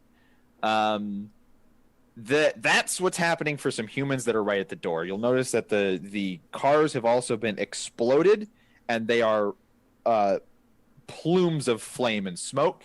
So you're going to have to make a fear check. Which the difficulty of it will be, I think. Let me just try and pull up that section on the thing. I love the idea that is to come out peacefully. We come out and then we frenzy and kill them all. This isn't your fault. Didn't think about that. Shit. Darn. Well, that's right. They're kind of wild, crazy, undead animals. I forgot they're scared of fire. Yeah. Oh, don't you know? Suddenly we're fighting. I forgot they're scared of fire. Suddenly we're fighting the terrible, horrible Midwest crime syndicate of supernaturals and human villains. You did say his skin was like. You did say his skin was like Lutefisk. Got him. I said his flesh was like Lutefisk, and you're right. I did say that. Did you need Rodtrek? Yeah, I do. But I'm trying to. This is always my problem when it's time for a Rajtek fear, is that I don't remember how the fuck to spell it to get to that part in the book. It's because it has an umlaut over the O, but so it's lighting cigarettes 3, sight of a torch 5, bonfire 6, obscured sunlight 7. It's gonna be burn bonfire. 7. Okay, so that's 6. Yep. Woo! Good stuff. Yeah, crushed it. I am A-okay. All right, so I get out into the tunnel and I see all this fire, and of course mentally I'm not happy about seeing it at all, but I crush that down. I've got a job to do if I want to survive this, so I keep sneaking out, and then I'll roll my Auspex 2. Oh my god. Oh, dude. What? Walk up and pull some of those pins out of those grenades. I only got... yeah. That'd be really good. Okay, but first I rolled my Auspex 2. Sure. I got 1 success, so that should at least let me see like a base emotion amongst the group. You said there's one guy making the bomb? No, there's a couple guys working together. Like one guy is, because like what's happening is that one guy's like holding the grenades, the other guy's like putting some duct tape around them so that they're a bundle. The problem is with Henley's idea, and I'm assuming what Wreckage would say is if I try and do that, I'll have to roll like a very difficult stealth roll, and that could fail terribly. No, actually, that's not what I'll say. Okay. You are invisible, and these are humans. You will Okay. pull the pins before they know that anything is happening. You When could the walk pins up and are be like, pulled, "Excuse me, fellas," and be like, "Oh, sorry," and then they move out of the way. And so when the like where pins this are is going. pulled, that's an interaction, and therefore it breaks obfuscate. So you will be visible the second you pull the pins. That's what I was thinking. It was yeah. That won't be the problem either, though, because then they'll be holding on to a bundle of grenades with the pins pulled, and they probably won't notice that, since what they'll be focusing on is that someone materialized amidst them. The real problem is you don't have celerity. So Yeah. where are you going when those grenades go off? Yeah, even Um, like a Dex Athletics, might not get me out of there. I will say that it almost certainly kills all of them. Our friend. Amethyst has celerity. Yes, she does, but she doesn't know any of this is happening. Right. We just need to know what the. Does she But- have obfuscate? Because unless she No. celerities me out of there fast enough, She has celerity. That still remains a problem. She has celerity, you have obfuscate, and you all have radios. Okay. So if you use your radio to tell Amethyst, hey, in like 2 seconds, I need you to run out, grab me, and move me as far down the tunnel as you can. Boom. Come. Okay. Literally. Yeah. I just got out of the door and I saw this grenade thing happening. I used my other auspex, checked all of them. Yeah, I will try to be super quiet in my radio, say that's Amethyst, and I'll start making my way over to that little bundle of joy they're creating. All right, That's so all I need for another you, great name for the episode, by the way. But bundle of joy. bundle of joy. But I just need you to say the words, Wreckage, I pull the pins. It's a good thing I can make PCs really fast, because I can be like ready with a new one tonight if I need. All right, yeah, I'm gonna start pulling the pins. I'm gonna like. Well, see, the thing is, they're turning it into a bundle, so they've connected all the pins together already. Oh. So you just, Okay. and all of those pins come out at once. Oh, I wanted to kind of be like, but cool. Well, like it's like a string thing, so you grab the end of the string and pull, and they all pop out at once. Okay. So they hear the clatter of some keys, but that's not really what they're focused on, because like this cute curly haired, like I don't want to put too much emphasis, like sheepish. I don't know, like mousy. How would you just what sort of single adverb Mousy would you kind of use? works. Like Like, she's this got mousy a girl- bold personality, but otherwise, if you saw her without speaking to her, she's a Sort of little shorter and a little skinnier. So Ill-fitting tactical gear, and also like still wearing some sort of like hipster shawl or whatever, like for fashion's sake. Just sort of materializes amongst all of them, and they're all going for their pistol. When a sort of a punk rock breeze moves through the group. I also like the idea that the guy's and, like, "Oh shit, the pins just got pulled out of that." Yeah, we just get the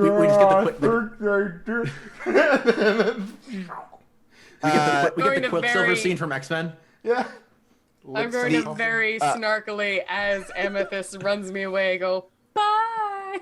The wind of the 90s blows through, and Morgan is gone. Running in the 90s. The wind of the 90s is what I name my sailboat. So, and they're only just in the process of like unlatching pistols to raise them, and then some fireworks go off.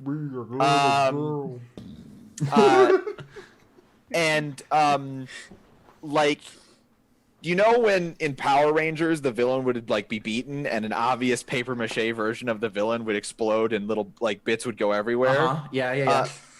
Right, like so we cut almost seamlessly to a scene of the exact same thing, only done in claymation, where really bad like firecrackers go off. No, it's the And scene the bits from go flying everywhere. Little pipe cleaner trees in the background. Yeah. it's the scene from fucking Team America. Um, When they blow up. And Or what's that one? What's that one show from the 90s where it was like the claymation superheroes or whatever, and they would just melt them all the time? Action League now. Action League now. Starring Melting Man. Was that a part Melt of, Man. With the was power that a part of To Kazoo or melt. whatever it was called? Stinky Diver. The Flesh. Oh my god. And that was part of Kablam. Yeah. Kablam, that's what it was. I was trying to remember the Action name. League now. I'm looking at it right now. It's worth a while. I mean, like the total all the Flesh. episodes. I think. Yeah. Yeah. He's super strong and super naked. Stinky diver. These French. Brilliant. Right. This is what I come here for. Not the role playing, but the 90s nostalgia. Yes. Welcome to the table talk. So, Amethyst like screeches to a Sonic the Hedgehog halt on her heels. Like and Holding and a you've chili really dog. you've only Oh, just I almost said chili dog. yeah. You want chili dog? Man, it's a real shame how they've murdered that franchise for the last 10 years. Anyway, she screeches to a Sonic the Hedgehog style halt on her heels. And all the humans are fucking just dead.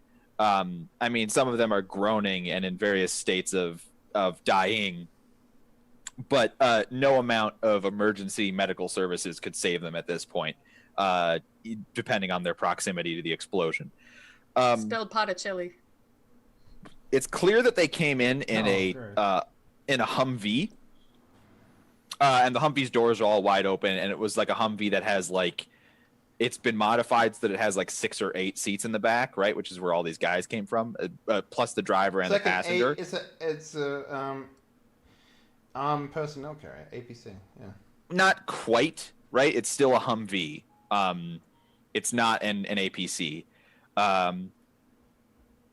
But that is empty, and that's where all the people came from.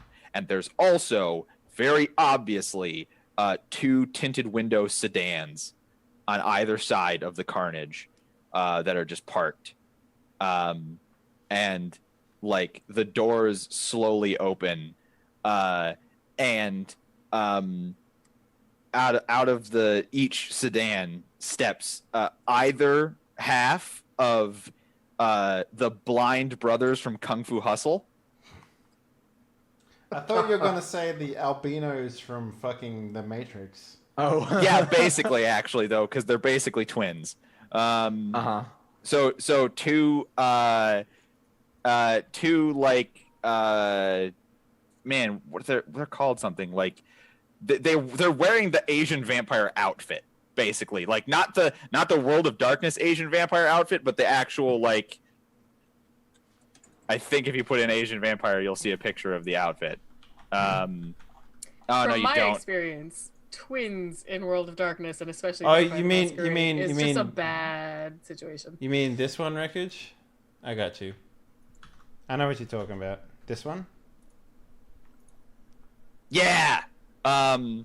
Not quite as bad, a little bit more colorful, like with some purples and stuff. But yeah, that outfit. Yeah. There's some better examples of it on the internet somewhere.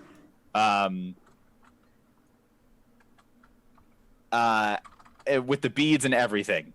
And they step out, and it's our 2-hour break. So we're gonna go to break. For Rorschach. Oh. And they're like, oh, fuck.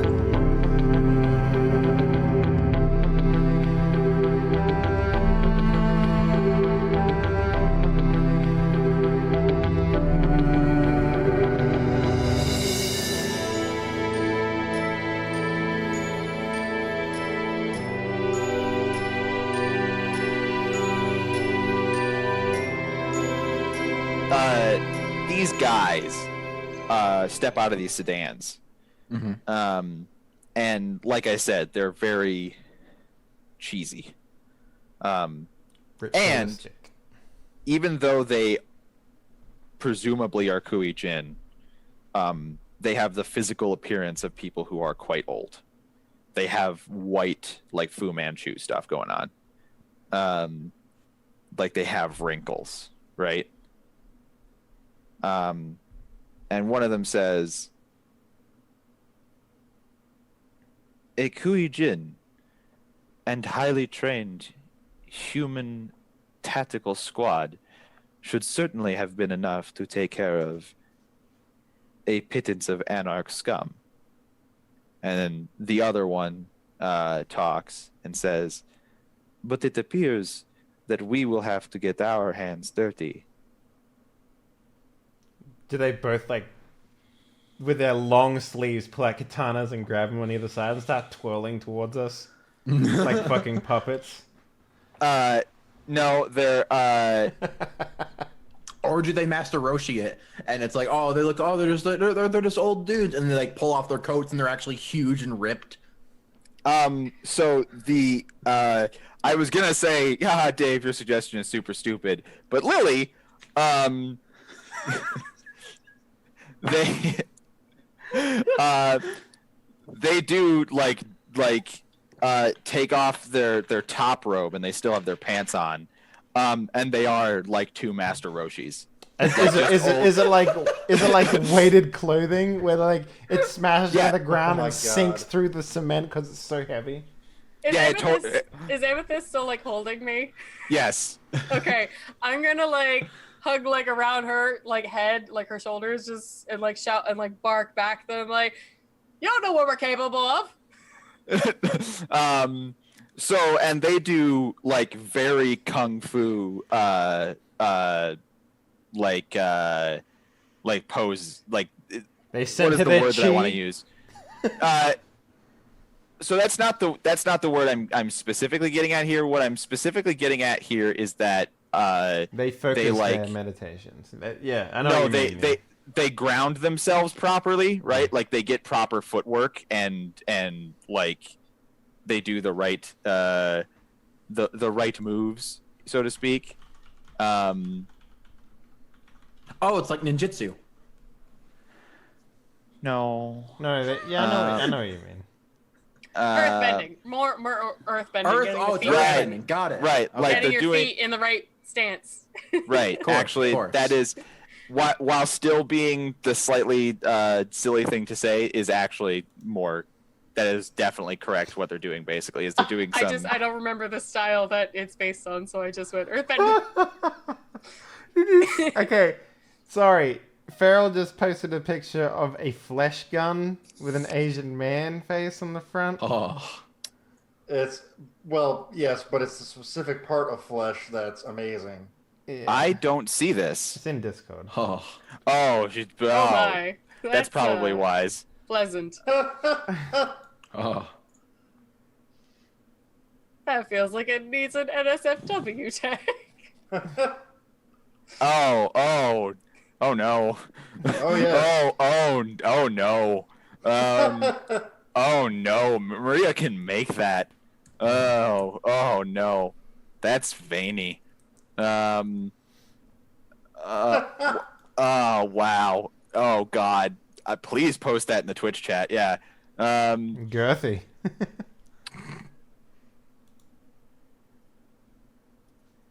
You were saying something about Chinese poses? Yeah, sorry. So the bad guys are doing all sorts of earthbender moves. Mm-hmm.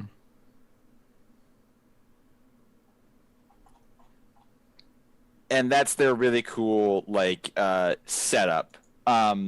What's happening in the maintenance room? Just for like Well, I'm gonna leave. Well, Amethyst has gone, and so has Morgan. Mhm. And an explosion happened. right. Yep. So That sure I did only happen. assume good things. Yeah. Because they haven't Totally fair. come in and killed us yet, so... And this is this is the first time I've ever been shot as a vampire. So I've got this, like, let's do it sort of attitude now, because that was, like, you know, someone like slapped my wrist like that, and I was like, oh yeah, that stung a little. You know, like I just got shot like 9 times. I'm like 50 Cent up in this bitch now. Got vampire adrenaline going. Yes, that gland in your body that is dead and lifeless is right. Of course. Well, I saw yeah, so I love guess, for the like, first time, and my Hey, my heart started take can do a pumping lot again. of funny things.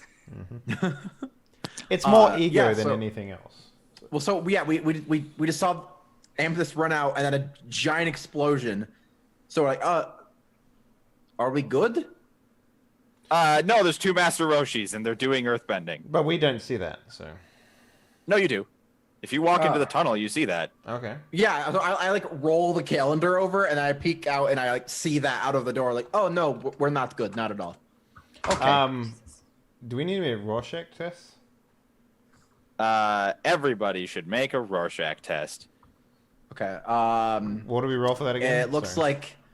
like a butterfly, but like coming out of a donut. A corpse That's what I see. donut? That's what I see.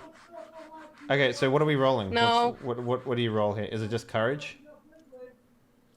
No, the full man. I just. Did you just have it and then went away from it? Yes, I did just have it and go away from it. Spear, is there any chance that you're still on the Rorschach page? Yes, hold on 1 second. They all went out Yay. into the tunnel, so they all need to make the check. Right. You said bonfire? Bonfire. Yeah, 6. Okay, but what do they roll also? Like exactly. Oh, courage. Yep. Courage again 6. You have 5 Oh, so courage. just straight up courage. Yeah, I damn. maxed out my courage, and I don't even know why. I was like, meh. It'll come in handy. It kind of did. I set things on fire as a storyteller. I tend to forget that you guys Oh, sorry. are I did that afraid of wrong. fire, and I set things on fire for dramatic, like ambience. And then I'm like, oh shit, I have to ask for a fear check. Oh I've done god. it a couple times. I'm like, oh, fire would be cool, and I go, oh shit, they're vampires. Wait, But then again, how do you also- okay? I That's was about wrong. to say, how do you have 1 courage? yeah, that's not. You're like there's you're no. like you're like Courage the Cowardly Dog. You know, like Oh Jesus, that's not much better. wait, no, you passed. You still got you got one. Yeah. So there's a little bit of an expanded thing here, but when you get one, you get to keep trying until you fail. You sort of hold, like you have to meet a certain number of successes. Oh, And- okay. And every turn that you at least get a success, you're fine. But if you ever botch, then you lose all successes and you lose your control of your character. All right, water pipes in the ceiling. Yay or nay?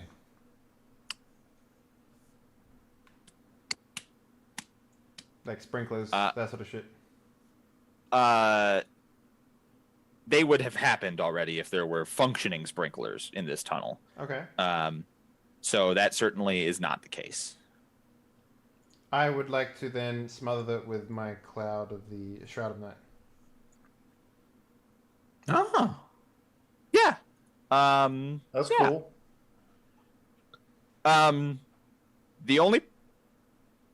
That is a great idea.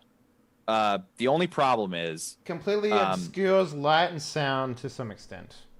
right? No, that'll totally work. They are not right next to each other, so you'll have to get, in order to get both of them, you'll have to roll huge. Otherwise, you'll only be able to get one. I think I can increase it with blood. So you can get a certain foot by footage, and if you made like a donut, especially, you'd be able to expand that footage, that square footage around, and get both of them. But you're going to have to roll towards the higher end of like the possible amount of square footage in order to get, because one of them's on one side of the tunnel and also one side of the door, and the other's on the other side of the tunnel and on the other side of the door. So they're very far away from each other. You know, it's like a 4-lane highway that goes through this tunnel. I can do up to 50 yards meters. And then create a wall. 50 yards is not gonna 50 yards Anyway. / meters. Like, But- and with a it's like line 10 between the two. it's 10, but right, I understand. It's It's- also It's like 3 adds meters like 10 in diameter, so that's like 6 meters squared. You know, like that's big. Right. It won't make it unless you like every success. I believe for that one adds like 10 square feet or something, or 10 square yards or something. Mm-hmm. What does it say? Oh damn. Oh damn. That's some good fan art right there. Oh. Boom. Oh yes. Oh yes. Oh yes. Oh yes. Oh, that's so Malkavian. Fantastic.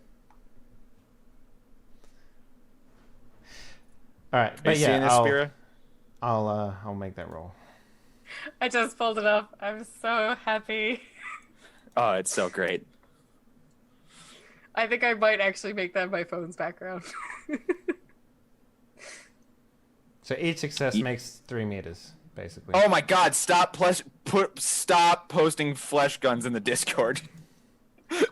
No, please, Never stop posting flesh guns. please stop. Oh my god. Oh, thank you, Aracito. Oh, thank you so much for the art to eye bleach my Thank you so eyes. much, Aracito. I love that so much. It makes me so happy. All right. Right. Anyway, roll your activation.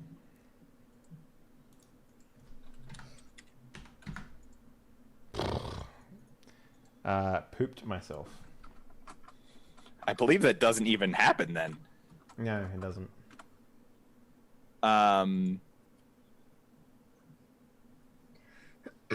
Manipulation plus occult, difficulty 7, success rolls to roughly 10 3. Can I use willpower to using get rid of it? Just get a economy of success on will- this thing? You have to use the willpower before you roll. I always The forget tire that. mass extinguishes light sources, engulfs, with the exception of fire, and muffles. Those within the cloud lose all sense of sight. Right. Good try. It just sort of, it's like when you go to, like, you really feel like you have to go to the bathroom and you sit down and instead it's just a fart. Like I said, my metaphors have been on point tonight. So you just sort of,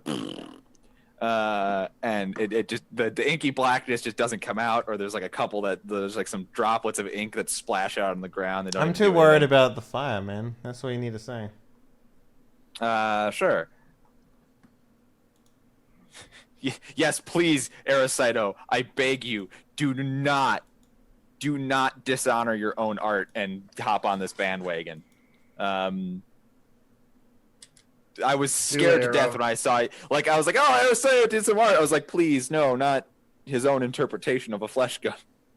Anything but that. Right, so no inky blackness. What about the people whose turns it actually is? Maria and or Braden. I think Maria's up. You're muted. I have to make another Rorschach test. How many successes did you get? 1. Yes. Okay. How many do you need? I believe you need Spira. You're on the page. How many successes do they need to get to in Rorschach for it to go away? So he's in and he has to get out? He's only made 1 success, so that's not enough to break it, right? There's like they need to make it up to like 6 or something over the course of. It's not like 6. 299 wreckage. Thank you. Yeah.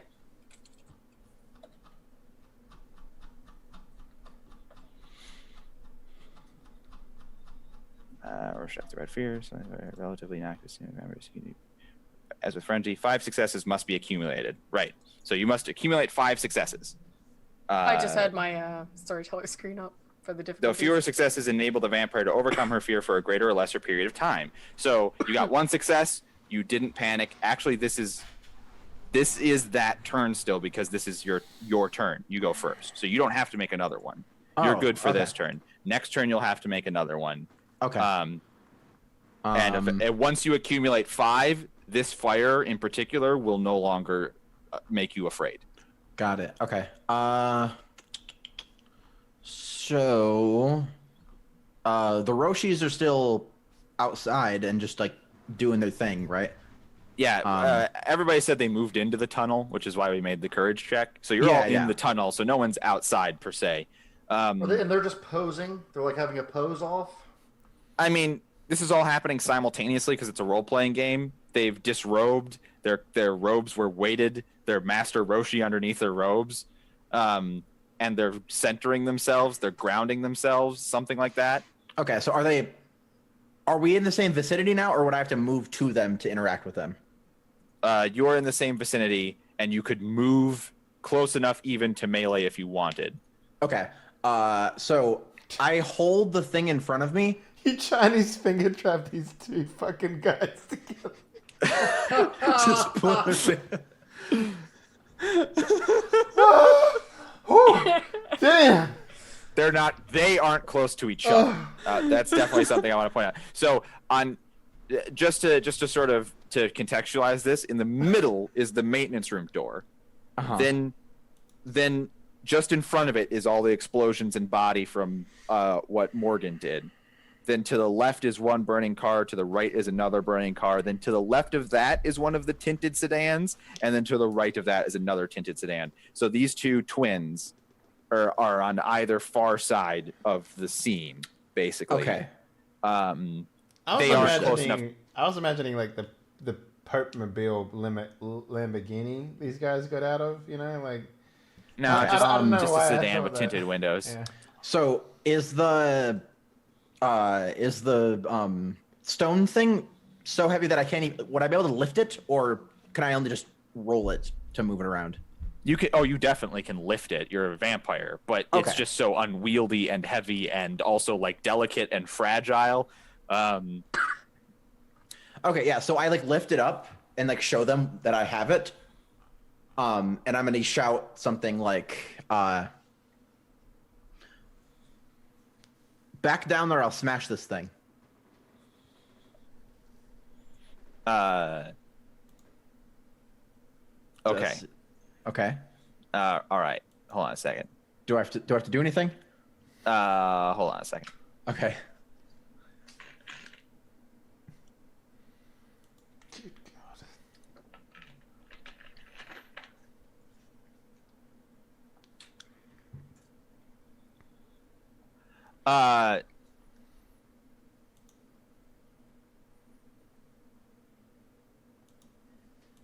So,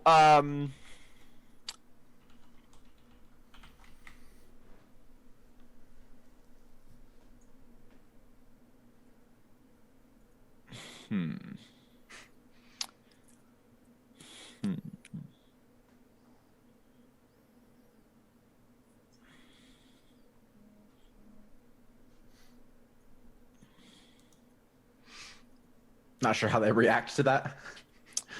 Don't break it, Yeah. you'll kill us all. And he's just like, You'll let out the ancient poison gas inside. Here's what I'll let you do. You say that. I'll have you roll charisma empathy. Okay. Why don't you give that a roll? Sure. Let's give that the old college try. No difficulty modifiers. 1 success. Got him. With one success, you can see you sort of I'll smash it.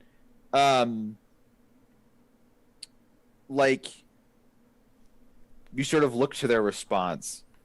And at first they don't say anything, and they're sort of stony expressions, or oh, maybe they don't care, at all. But then they simply say, one of them says, "You misunderstand."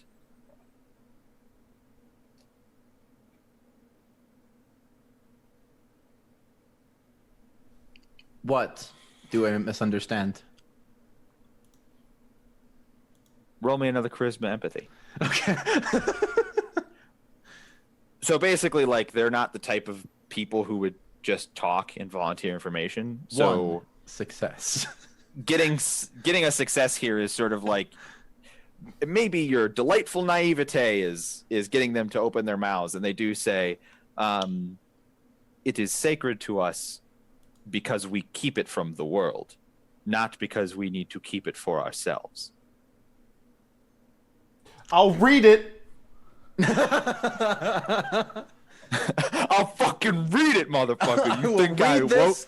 I'll read this and I'll write it down and I'll tell so many people about it. I'll take a picture of it and put it on the internet. I will sit down in front of a fireplace with some hot cocoa and my lover rubbing my feet, and I will read the shit out of this calendar, motherfucker. You don't tempt me. You think I won't do it? I will go door to door selling this calendar. I did my nickel. I ain't afraid of you. I'll reproduce it, sell it in a mall. Yeah. Post it on Reddit. I will post this shit out of Reddit, motherfucker. Craigslist got increasingly larger in the world of darkness. All right, so he said that basically. Okay, yeah. So does that communicate the thought to you? Oh man, now I want to make like a World of Darkness Craigslist. Spira, you really should, if you haven't, read the Sin Eater book, because they do have that's right. I remember that. There is a sentient Craigslist in Sin Eaters. What? Yes. Yeah, I haven't read Sin Eaters yet. I heard really good stuff, so I've just been trying to get around to it. Sin Eaters. It's one of those things where half of the ideas they implement in Sin Eaters are really stupid, and then the other half are like really awesome. Like, sorry, I didn't mean to derail everything. That's amazing. Look, if we start Basically, talking about Sin Eaters, we'll never stop. So. the internet is haunted in Sin Eaters is basically what it is by like a single. It's so great. That's fucking Ghost cool. in the Machine. Yeah. Oh my god, it's amazing. Right. Anyway, so they say that they don't. Okay, so they don't care about this, or at least me smashing it. So I like maybe they care about it, but it's like it's not enough to get them to. right. Yeah, You can't saying, hold it hostage in the situation. Right. Yeah, me saying I'm gonna smash it is gonna make them go whoa, whoa, whoa. Like, okay, so I like set it back down, and I think I just roll it back into the room. Sure. You roll it back into the room, and as you do, remember when I was saying, "Ha ha ha"? They're doing Earthbender poses. One of them, they're actually earthbending. one of them does a leg sweep and like a fist jab, and then the stone tablet like sinks into the earth, like the asphalt underneath it, and then you can see it like literally do, and then like. It literally does like a shark fin bubble in the asphalt as his fist goes around and like pulls it back, and it's like right next to him. What? Okay. Braden. Yes. Braden, you get that fucking knife out and you fucking stab these stupid fucks. Yeah, I think I'm gonna stab some stupid fucks. Sure. Okay. Which one would you say is closer to me, or do I have like my choice? Well, they're identical, so I mean, the closest identical twin, please. Yeah. They're both equidistant from the door, which is where you are at, so you can just pick one. I wonder, what if I create an illusion? Where your second twin comes out of the thing, Well, and then you like crack knuckles, and you both start fighting the twins at the same time. No, Come I on, make an illusion of them, like a mirror image, Okay. and they start posing and doing the same movements. You just gradual marks them. Yeah, like I gradual marks them. What? And What do you think this is going to accomplish? Well, they're Braden? twins, right? So then they forget which one's the actual twin. Right. Exactly. no, Like so some it's Looney more Tunes of like a distraction, so that way whoever's next up in the turn order can be sneaky behind him and just stabby. You know, you'd probably have better luck making them look like some sort of fucking like Chinese like thought demon thing. Oh, with yeah, like no, red that's a smoky good idea. eyes, and they come out and they're just like, "I am your bad soul" or some shit. I don't fucking know. That's a good idea. Where the illusion, it starts out normal, right? And then it starts doing like the face melting thing from like Raiders of the Lost Ark when they open up the Ark, you know, like his eyeballs fall out and like just like freak him out. Like I want to be spooky, scary.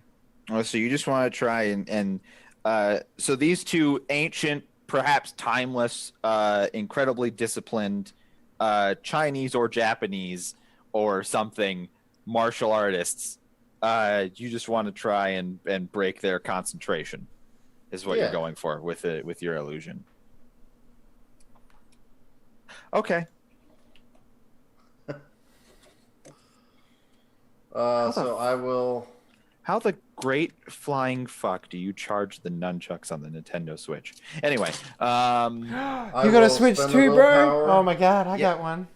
I got a Switch, yeah. Yeah. All right. So why don't you, in more detail, oh my god, everything's normal. Oh god, that's the worst. Everything's normal. Right. It's going to be somewhat important what you actually describe as your illusion. In fact, more so than any dice. It's going to be more important what you actually tell me. Right. So what it's going to start, I almost want to amaze them first, right? So the illusion is going to be you're a showman before you're a fighter. The illusion that is one sexy martial artist coming at me right there, you know what I'm saying? Much like the man gun, the double of each of the twins will appear to eject from their own body and turn to look at them and then start mirroring their movements, right? Okay.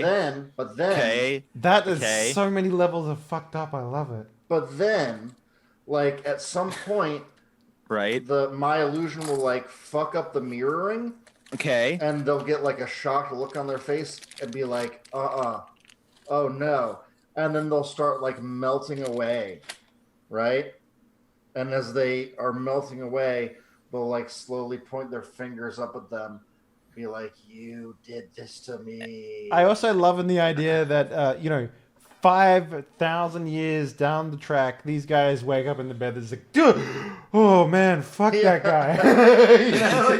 I am so glad I killed him and all of his friends. But holy fuck, is it still haunting my dreams? Anyway. Do you believe that guy? Yeah, twin of mine, who I think might melt at any moment. So you spend the blood, you spend the willpower. And my favorite thing about chemistry is that illusion you just described to me happens, period. Like, you don't roll to do that illusion, right? Right. To have a mental effect on them, however, you are going to, like, for it to actually break their concentration, then it becomes a manipulation subterfuge roll. Oh, perfect. Okay. This is going to be a difficulty 7. Okay. And they're going to counter roll.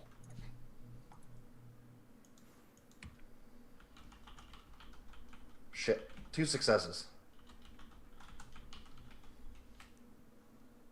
Fucking ones, man.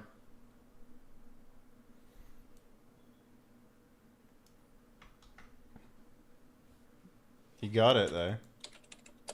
It's a counter roll. It's a counter roll. And Wreckage is probably going to roll like 37 dice for each one of them. No. They're 36. just... no. They're going to get some number of dice, but don't worry too much about it.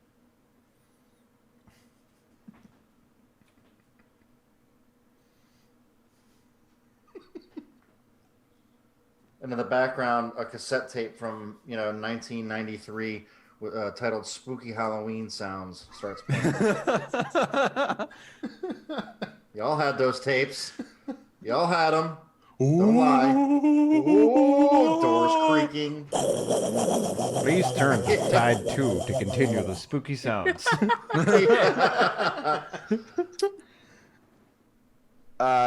So the good news is that they are fine. Oh, I lose on tie. They got a 10 that was supposed to explode or be a double success. I got a 10. Yeah, you also did get a 10. But you also got 2 1s. It's a tie. You do lose on a tie, by the way. Tie always goes to defender. Bullshit.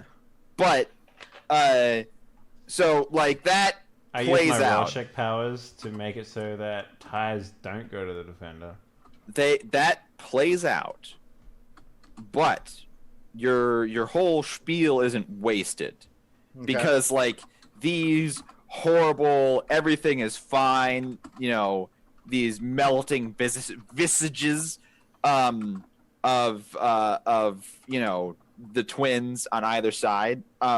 So twin rightmost twin used his action to recover the wheel.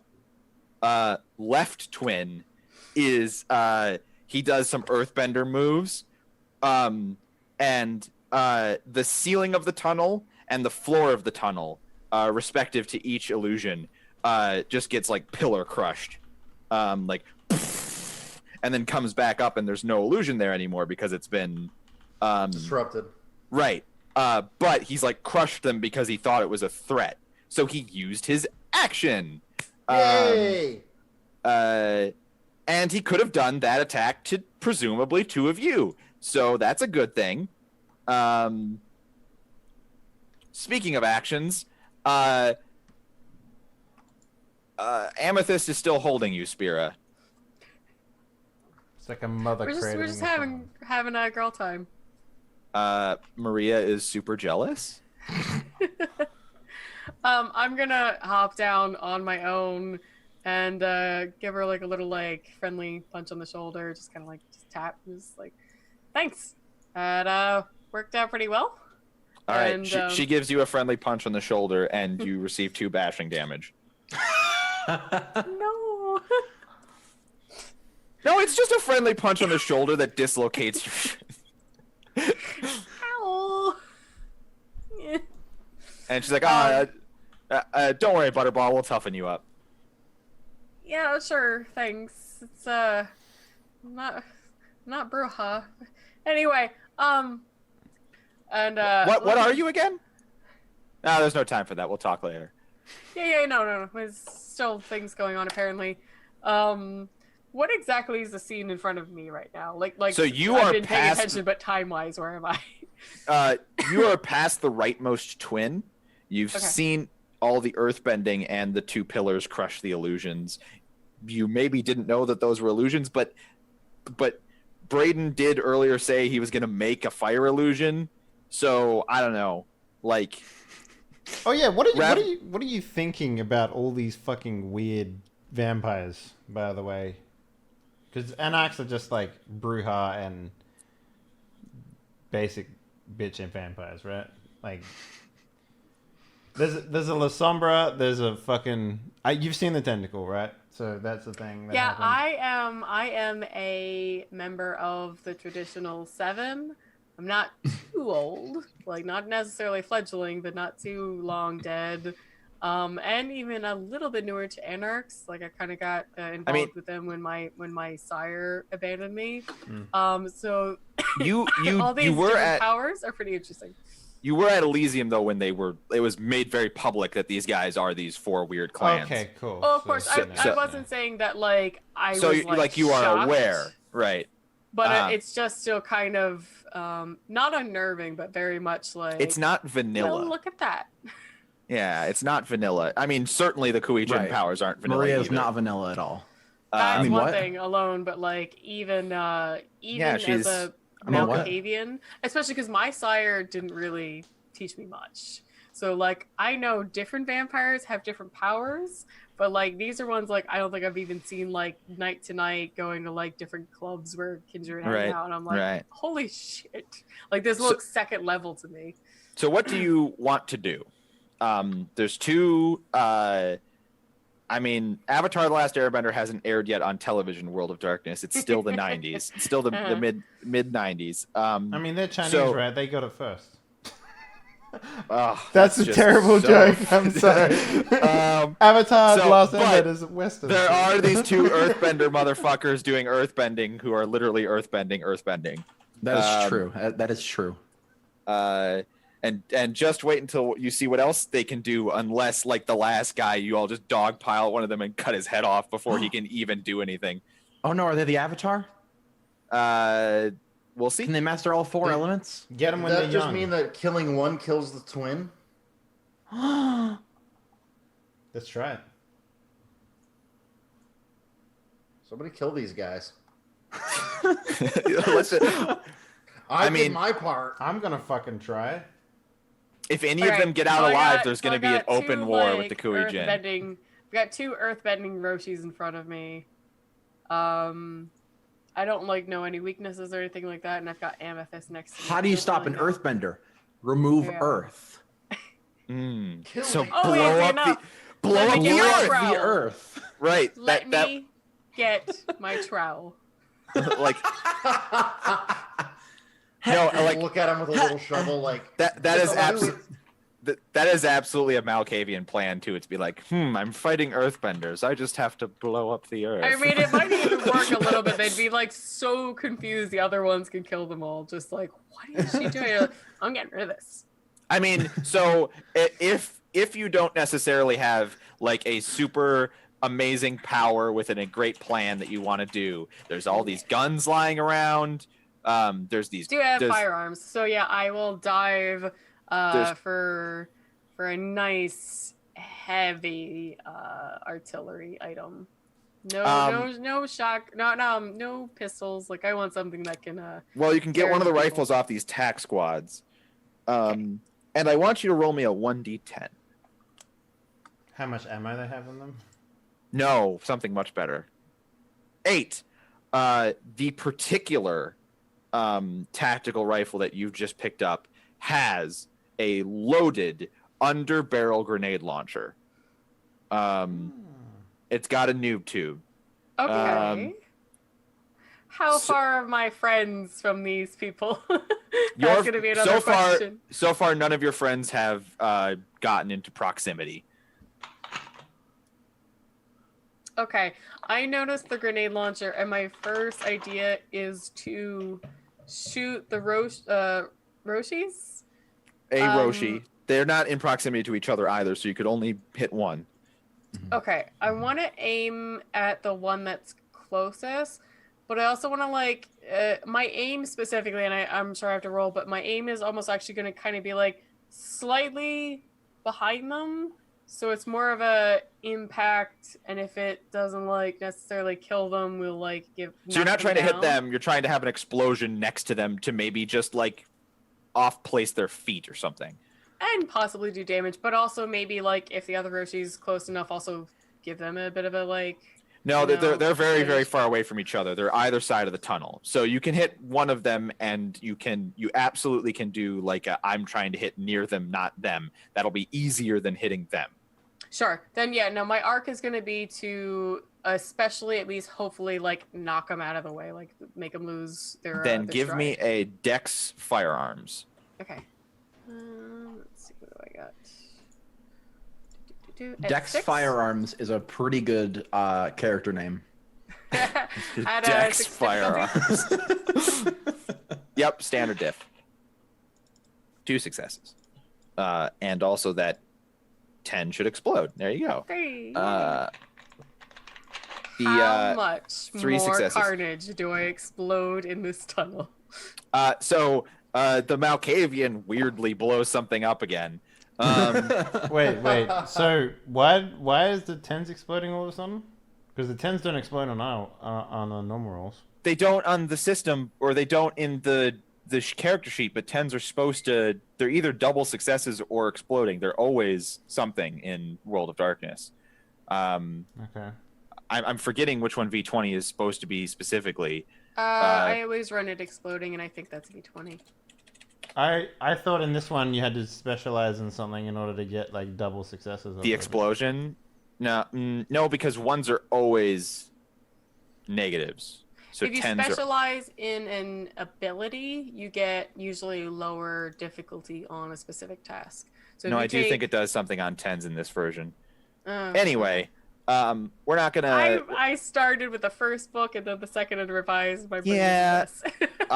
I played the oldest version first, then I played New WoD, then I played Dark Ages, then I played V20, then I played New WoD, It gets then I messy played. after a Yeah, while. it's all just it's just a frappe. Yeah, It's just a fluffed cream. Pretty sure it's specializations in this one because I remember. Right, you only have a specialty if it only explodes in specialty, and what's supposed to offset that is in this system you only need one success to succeed, whereas in the old system I would set a target number of successes, I think. Anyway, I'm good either way. 2's still not that bad. so you're gonna hit the nearest guy, and two things are gonna happen. One, this grenade is going to explode. Boom. There is a big explosion, and his sedan that he got out next to and started earthbending next to is actually going to be thrown over onto its roof, away from this explosion.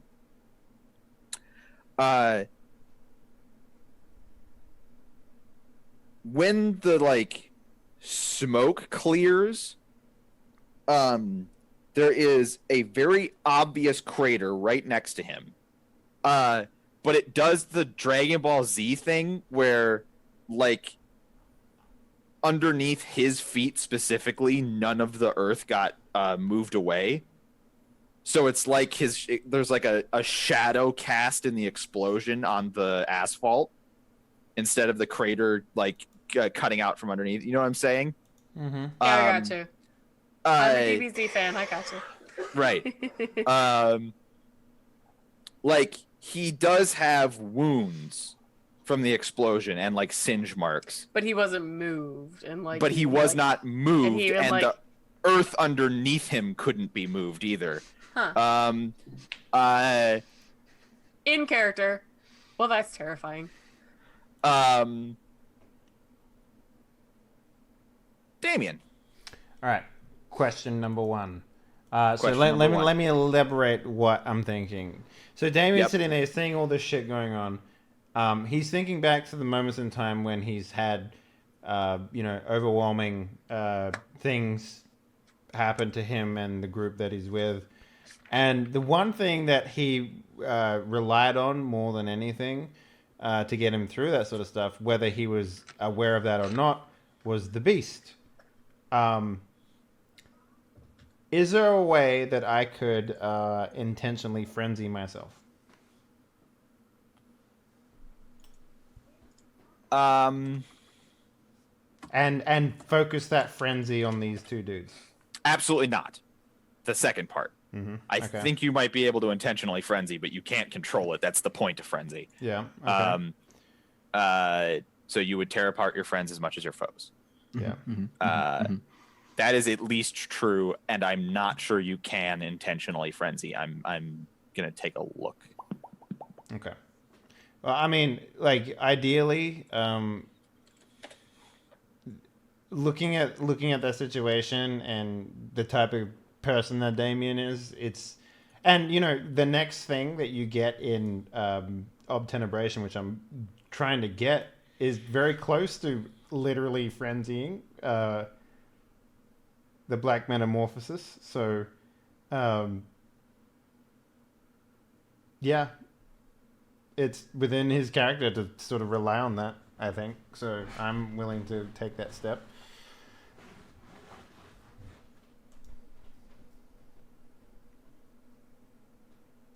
My opinion, just understanding it is, yeah, I've never even had anyone bring that idea up before, but it's always an idea of provocation, something that sets you off. So I was thinking of picking up the flaming car wreck and fucking throwing it at these dudes and then having that trigger the frenzy. I'd almost sort of say, like, in my opinion, like someone would have to, like, you'd have to be like, hey guys, you need to turn into the Hulk. Like, I need you to, like, punch me and tell me I'm a piece of shit. Now's a good time to bring out the green guy. Well, that's my secret. I'm always angry. Yeah, you're not the Hulk. You don't have control over frenzy. Furthermore, if you picked up a flaming car, you would catch a light, and you would have a fear frenzy, not an anger frenzy. So anger frenzy was the one that let you basically take on the Sin Eaters. I think it was actually hunger, technically. That's neither here nor there. The point is, if you fear checked against the fire and failed, you would run away. That's all you would do. Sure, yeah. So I don't want to do that. So is there a way that I can drain myself of blood then? No. Well, yes, you could. A vampire can willingly bleed. However, you would go into a hunger frenzy, and you already know they don't have blood in them. So you wouldn't. I mean, that dude was a gelatinous cube. I don't know shit. So.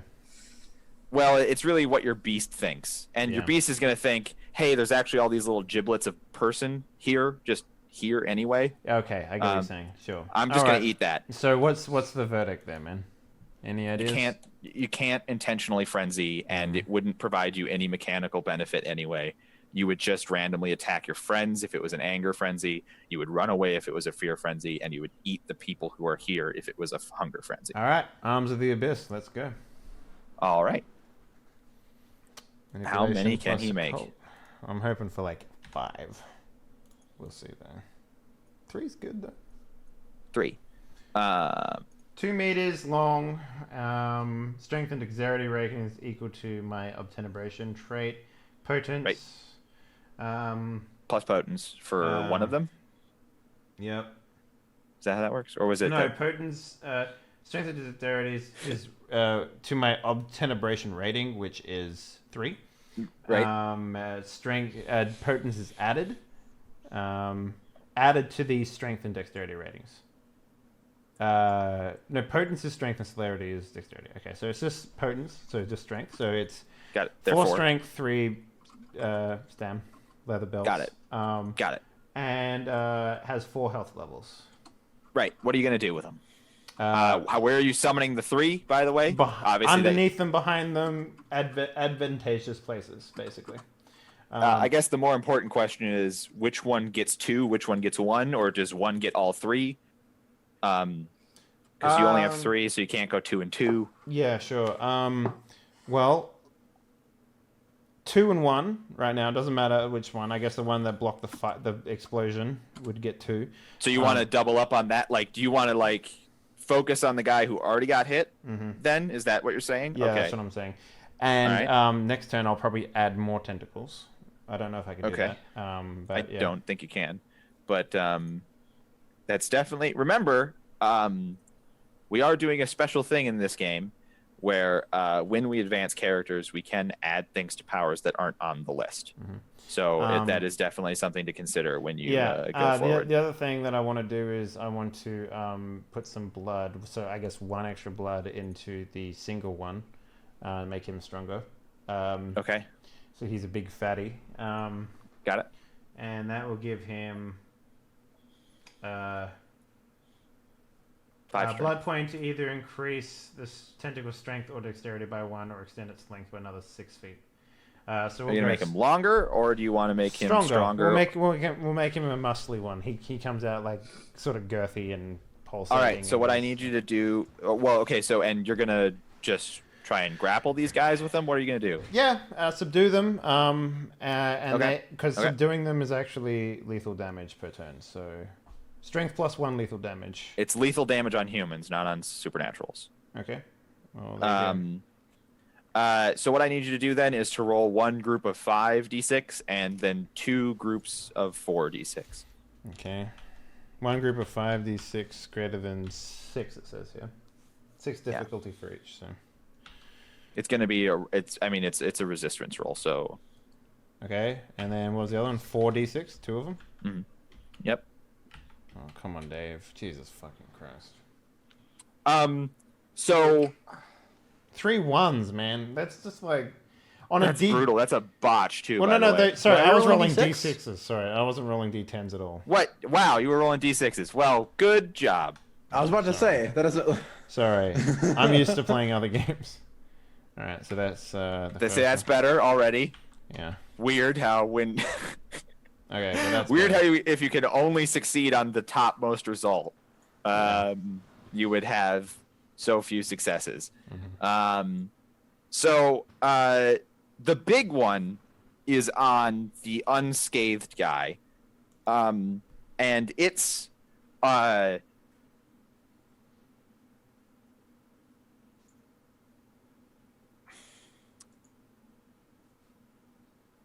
the tentacles are tentacling all around these guys. And because of the way they're moving, where their feet don't leave the ground, they're sort of like, I'm not going to say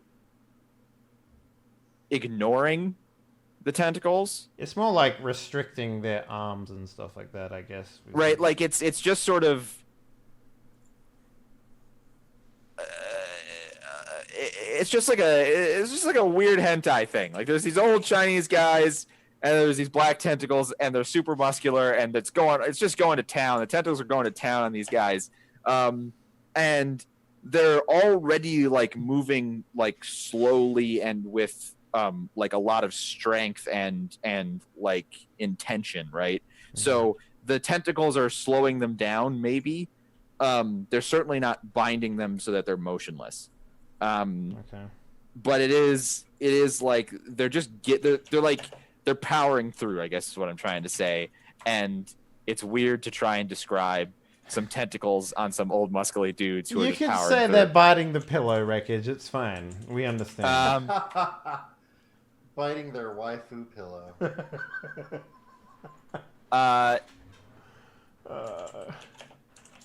So, like, Amethyst. You guys have been doing all sorts of stuff. Or at least it looks like everybody's been doing stuff. Except for Braden. Because Braden always looks like he's not doing stuff. Because he's doing illusions, but that doesn't look like he's doing anything. Like, we sort of cut over to Amethyst, and, like, the tunnel's on fire, and there's, like, rubble falling from the ceiling of the tunnel. Like, these guys have earthbended a couple of times. The tunnel ceiling is cracking and splitting. Like, also there's been multiple explosions. And Amethyst is sitting there, and at some point, she got, like, a disc jockey out and hooked it up to her radio thing, and she's just sort of sitting there listening to music. And then at one point, like, sort of nonchalantly, she stuffs the CD player into her like tactical breast pocket. Sort of takes a Looney Tunes wind up with one of her legs, and then she celerities, and in an instant she's behind the Master Roshi that has already been hit, and she punches him. And like the windows on the sedans and the Humvee blow out with the force of the hit. And if you guys had functioning earlobes with eardrums that had fluid in them, they all would burst. And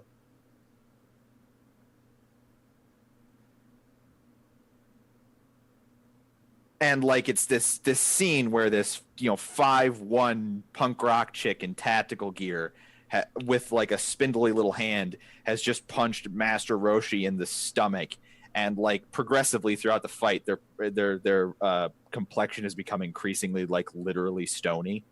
So he looks like fucking the metal guy from Ninja Star or whatever.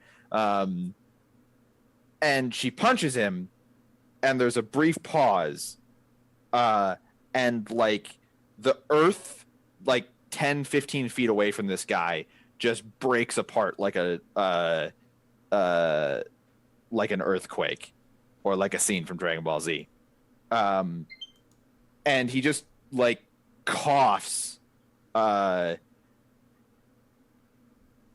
and splutters, but he doesn't move from his spot. And Amethyst like lands in the crater, and her fist is just destroyed. Like you can see the knuckles have split through her fist. Like the knuckles have split through her own fist, and her hand is just useless. And like there's a moment where her face is like just rage.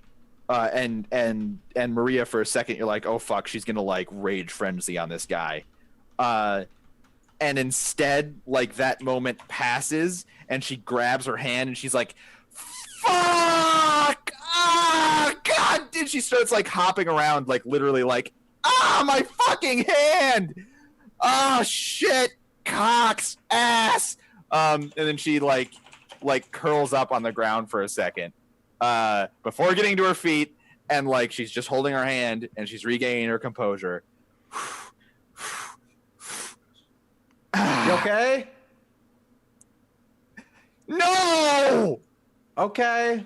I've literally never punched something that hard.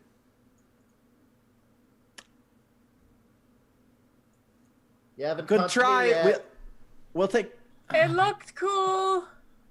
Damn it. Great! Great! Awesome! Awesome! Glad it looked cool. She like thumbs up, like a little, like as she's laying on the ground.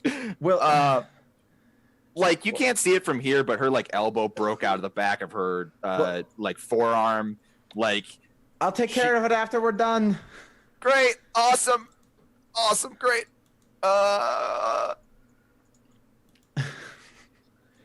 Maria, it is in fact your turn, and I'll need you to make that Rorschach check again. Oh right, I need to do that. Until you get 5. Well, balls.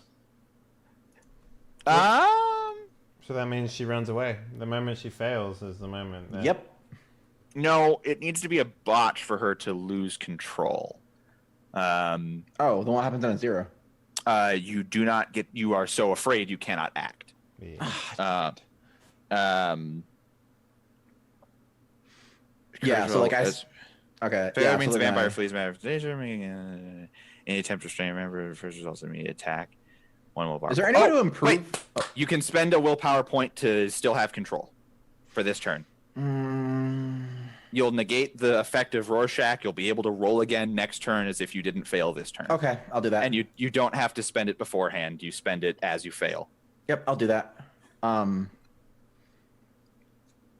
Yeah, so I think like Maria shouts that, and then she looks and just catches another glance of the fire, and like we see her like fists just kind of like clench up, and then she like takes a deep breath out, or not, the fake vampire deep breath calming thing that we've established they do sometimes.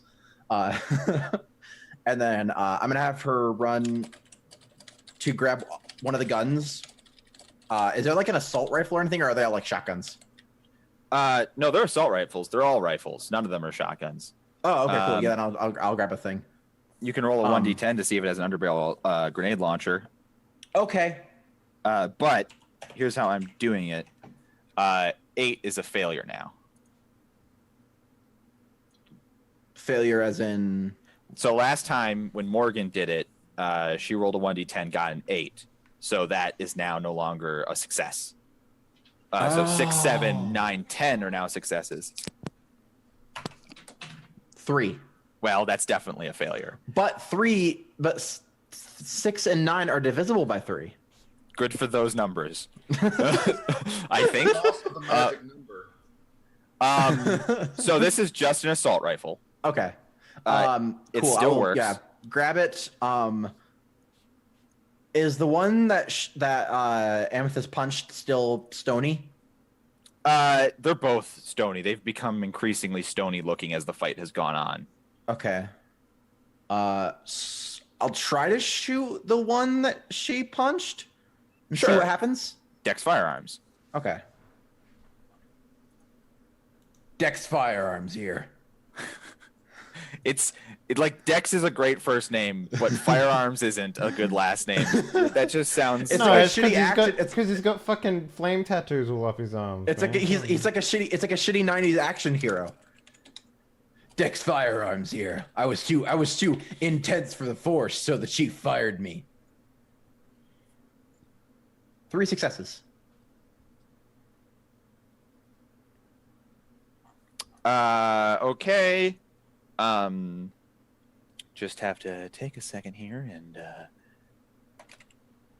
check something in the World of Darkness manual, and we're gonna take our titanium white, and we're gonna fire it at 45 rounds a second at 45 ACP into our See, what's Chinese great? vampire. What's great about this gun is the magazine has a lot of bullets, so there's one for everybody. Can you believe there are some people out there that call the magazine a clip? Those people should be burned at the stake. Did I walk back to Bob Ross discussing guns? Yes, you did. Okay. You nailed it. Spot on. We're just gonna paint a happy little I know corpse my here Bob with Ross our impressions. M16. So here's what Clap, happens. motherfucker. It's your world. Do what you want.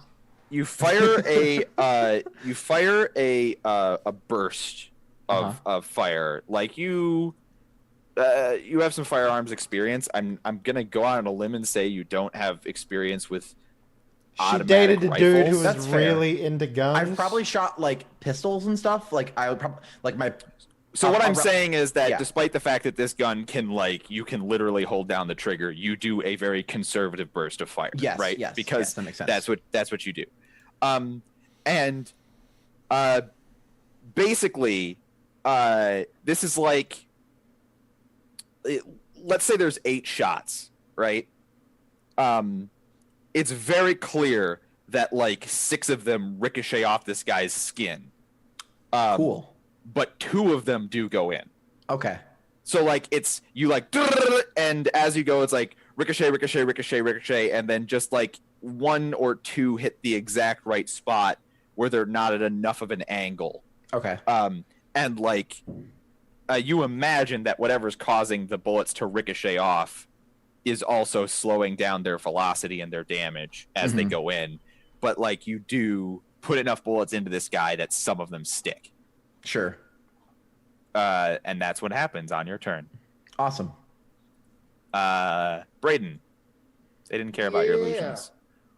What's that? They did crush your illusions last time. Yeah, illusions aren't going to work with these guys. I think I need to grab one of those rifles. Roll me a 1d10. Yes, sir. Oh wait, I need to do my Rorschach thing first. Yes, right? you do. All right. If you Okay. okay, you're fine. Damn it. 3. Yeah, you don't get an Well, the way that it underbarrel. works is that 3 was rolled last time, so it's now the magic number, and you get 5 That's right. underbarrels. You know. Magic number.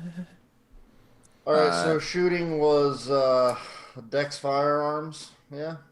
Yeah. Okay. I'll shoot the one that has already been hit.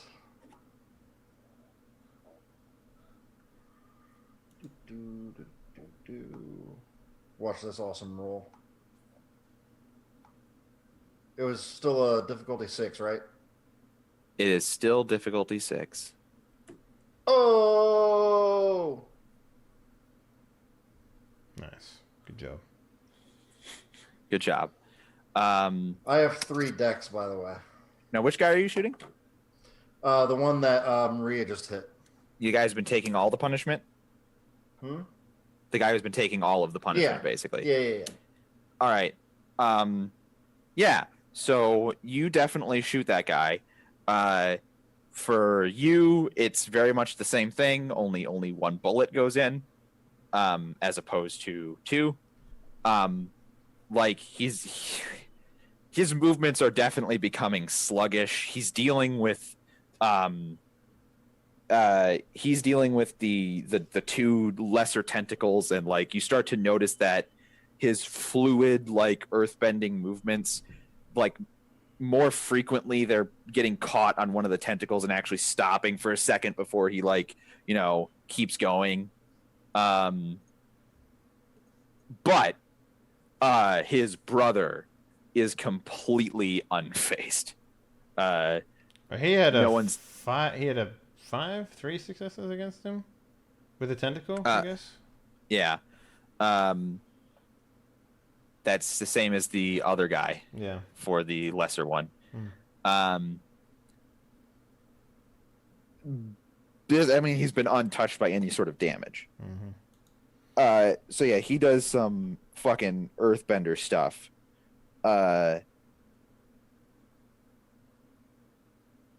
He does some moves. And then he reaches up into the sky and slowly pulls his arms down. The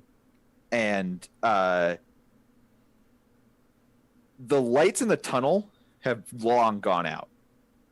But at either end of the tunnel, there's more highway, and so light is coming in from those street lights. There's a thunderous crash, and the light from both ends of the tunnel goes out. And then, like a train, that thunder begins to get closer to the middle of the tunnel where you guys are.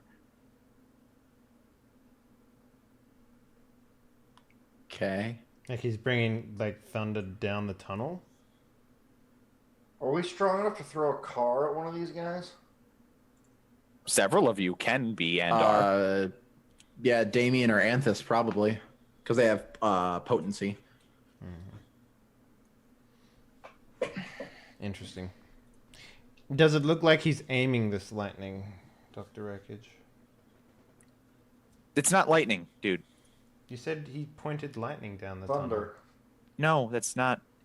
Thunderous clatter as the lights went out. Towards the center. Yes. So he's good. He's if I have to spell this out to you, he's collapsing the tunnel from both ends inward. I was worried. I was a little worried he was also a firebender, and he was calling in lightning. No, he is collapsing the tunnel. Everybody else seemed to be on board and understood the description. Dude, it's like 3:20 past 3 in the morning for me. Okay? I understand. Fair. I understand that you're a big old dumb. It's fine. Morgan, get your trowel. Start digging.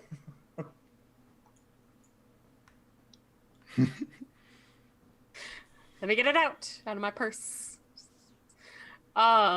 Jesus. The other guy, the one who's taken all of the damage, he does some earthbending moves, and he slides across the ground he doesn't move, he moves the earth underneath his feet with him up to his brother with the wheel, and pops it out of the earth, and as it pops into the air, he grabs it. Wait, hang on. Don't they have to make grapple checks against my tentacles? He's just taking the tentacles with you because they're coming out of the ground at that spot, or he's just taking the tentacles with him. But I thought they don't get actions if they're grappled. You never grappled them. You failed to grapple both of them with 3 successes. They both have way more strength and brawl than that. I let those tentacles be a hindrance. All right. Well, that wasn't mechanically, even though they completely failed to grapple.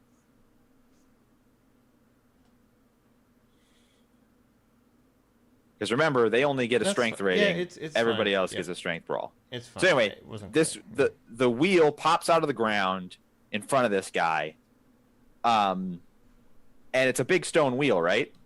The guy who's all hurt just sort of grabs it with one hand and puts it into his chest, and it absorbs into his chest. Gross. And you his shoulders are super wide and his pectorals are huge. But even then you can sort of see at the edges of his torso where the wheel is poking, pushes the flesh out of the way and still makes a wheel shape. And that's what he does on his turn. Like a snake that swallowed something too big, you can still see it in its body. Exactly. Exactly like that.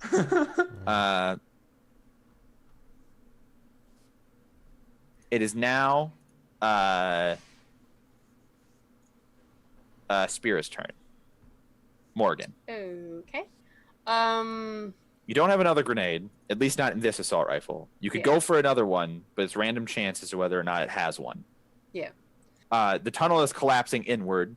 The tunnel through Sierra Nevada, which is not in the correct location in World of Darkness, we're also going to say is like a mile long, which is not the case. So that's happening. You maybe have like 2 turns before it gets here if he's collapsing it all the way.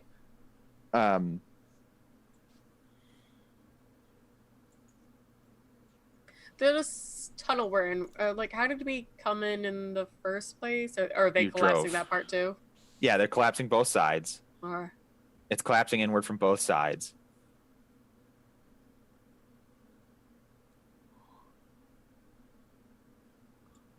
Did the maintenance room we were in, did that look like it was load bearing? Like fortified with like steel siding and ceiling? What I'll say is that, it's carved into a mountain. So like all of everything here is fortified by dint of being a hole in a mountain. If he's not if this guy is magically collapsing the tunnel, right? Or magic or whatever power he has. If he's not intentionally trying to collapse the maintenance room as well, he very well, that might be fine. But okay, then... I have a proper assault rifle, right? Yeah, you have a proper... It can also shoot bullets. Okay. My first action is going to be and try and Swiss cheese this guy. All right. Guy who's already taken a bunch of damage? Yes. Well, the one that seems to be actively doing the collapsing the tunnel? Okay, because yeah. he's fresh. He is unscathed. Yeah, but I feel like even if I distract him, like he's obviously using a power. Got I it. can stop him. Like even if I don't kill him, if I stop him, that gives us. I see what you're saying. I see what you're saying. I tell you what. I tell you what. Ah, boy, you're right. Standard difficulty just to shoot at him. Okay. But if you go up to difficulty 8, it'll be a headshot. If you go up to difficulty 10 and you don't botch, I'll let you shoot him in the eye. Take it. Do I have to pick, or do I have to can I just roll and see how well? No, I you have to pick the difficulty when you roll. So you increase you increase the difficulty to 8 to hit him in the head, and if you go up to 10, and you actually get a success, I will have you shoot this man in the eye. Why don't you just spend a willpower? You can't spend the willpower and get a free success when I'm doing this thing. Even then, a free success might not prevent it from being a botch. I really want to succeed on at least just shooting him, on stopping his power, because if he completely pulls these in, I don't know how we're getting out. Go ahead. Go ahead. I mean, well, so for the record, both entrances are already collapsed. So it's coming in. You're already gonna have that bridged across at some point. But I feel like the closer, the less options we have. We have less. No, that's totally true. Room. That's totally true. Yeah. I respect someone who doesn't take my GM. It's very tempting, and 8 doesn't sound that bad when I've got 5 dice. But I my goal, even in Morgan's brain, is just stop what he's doing. Nope, you're right. I respect you maintaining your thought here. Woo. 3 successes. Yeah, that wouldn't have been great for an 8. So yeah, 2 bullets go into the new guy, who's untouched. It definitely his expression definitely changes from complete confidence from before. His brother is haggard right now. He is now starting to putting 2 bullets into him has broken the facade of total I am totally untouchable and you haven't hurt me, blah blah blah. But it's also 2 bullets into a Kuijin. He doesn't care that much. Okay. Damien. All right. You said there was a Jeep, yeah? There's a Humvee. What would you say about me? How much damage do you think it would do if I was to drive this thing into this man? Well, Amethyst just anime Detroit smashed him. Yeah. And it didn't my move other him at option all. my other option is I want to use Shroud of Night on him. And you've had some iffy responses to like what that means and what people can do inside of that. So if I was to put Shroud of Night on this dude, what would that benefit me? Because sometimes you change what that actually means. Like, because when I did it on the Sin Eaters, you still allowed them to like communicate with each other and shit and move about and find their way out. They didn't get to talk to each other out of the shroud. They just nobody in the shroud was communicating. The people out were communicating, and they could wander out of the cloud, which is always true because the cloud knife is was stationary. thrown into the cloud, and the guy was able to fucking find it and lick it or whatever the fuck he does. So, you know, like that was a power, but that the knife bit actually happened before the cloud. To be fair, okay. They just use powers in and out of the cloud that were like heat-seeking powers. The intent here is to like fucking, I don't know. So here's what I'll tell you. You know the cloud's going to fuck up their sensory perceptions. You don't know how their powers work, but it looks like their powers work with a bunch of physical movement, not sensory perceptions. So, like, you know, they won't be able to see, they won't be able to hear, but that maybe doesn't mean anything for this power that they're using. Right. I mean, maybe it'll mean things for the other. like. Okay, but I also got 3 tentacles that I can wiggle about right now. So, but they have to overcome. No. What I want to Okay. I want to do is I want to see if I can. I don't know. Either bitch slap them with it, or like, and you may, in my eyes, that means like the tentacles forcing. Like, I don't know if these guys breathe or whatever. I think they're undead, so probably not, right? Yeah. But I like the idea that it's like the outside of them is strong, but the inside of them is not. So maybe forcing their way down their throats and like just fucking wrecking havoc on their internals, if possible. But that just means an attack. So whatever that is. And well, to get down their throat, it would still have to be. You'd have to succeed at a grapple to do that sort of thing. Okay, well let's just bash. Here's what I'll say. Here's what I'll say. Mm-hmm. You had the thought of doing the Humvee. Like obviously these guys have some sort of power that roots them to the ground. So like if you just like rev the engine and drive into these guys, you're probably just gonna crash the Humvee, and it might not do much to them. Yeah. But like maybe they also apparently care a lot about maintaining their correct connection to the ground. Maybe like if you just drove up to them a little bit and then like put the gas on and just torqued it, pushing them might fuck things up as opposed to like hitting them. You know what I'm saying? Okay. That's a possible thought. Otherwise, you can just attack them. You can grab an assault rifle like everybody else. Maybe they'll have a grenade launcher. You could walk up to them yourselves. I mean, they're not really fighting back at this point. At least not like they're waiting for this tunnel to cave in to kill you guys. Mm-hmm. It seems, you know, they're getting up right next to each other. They're probably going to do some earthbending thing to protect themselves. Okay, well, 3 attacks with the tentacles, obviously. Okay. Because why not? So that's strength plus brawl, I guess. Or just strength, I guess. Yep. They probably don't have a brawl rating. No, the tentacles don't. So what is that So then? 1 5 and 2 4s. Okay.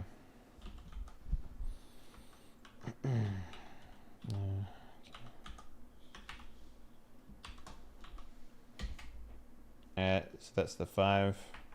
Mm-hmm. And that's the 2 4s. The 5 is on the guy who hasn't taken much damage. Yeah, the single, the one pulling down the the roofs. Yeah. It doesn't seem like the attack on him really does anything, but the 2 attacks, the 3 and 1 success on the guy who's pretty hurt. It also doesn't it doesn't bring him to his knees or anything, but like he definitely like grunts. You know, he definitely he's getting punched by a magical shadow. Like he actually takes it a little bit. You know, so that's where you're at with that. Okay. Now I guess for my other power, I guess my attack, Damien's attack, he's going to well, I guess just drive the Humvee into him, right? Like. And, so this is a crash. You're gonna try and crash the Humvee into these guys. Not well. I like your idea. What you suggested was to just push him. But I want to ram him with enough speed to like. I guess start that off with some momentum. I guess I don't know. Is that a possibility? But not crash it. I don't want to total the car. I want to wrap it around a sturdy. Surely as an Australian farm boy, you know that you're gonna get the most torque. By like not revving into it and crashing. Well, if anything, if I wanted to take him off, I would like find the winch that's clearly on the front of this truck and tie it around this dude and then reverse backwards. Yeah? Do you want to try and do that? Yeah, I'll do that. If I can. All right, how are you gonna get the winch on the guy though? Like a lasso? Yeah. All right, that's gonna be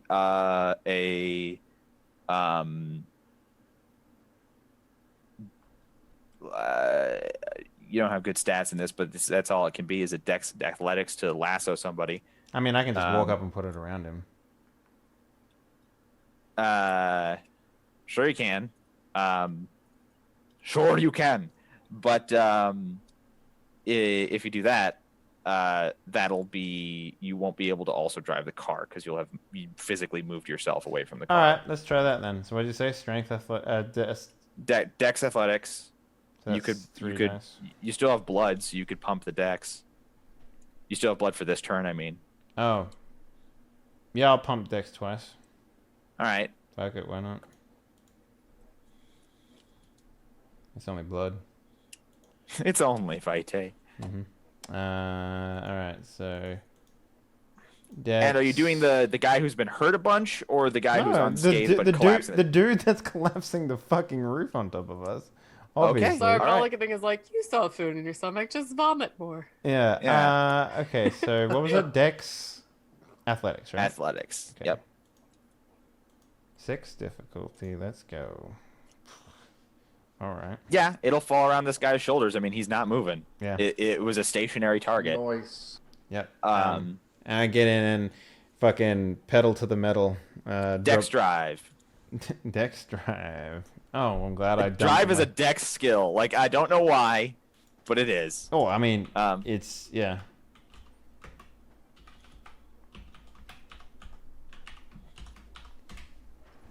Three successes. All right.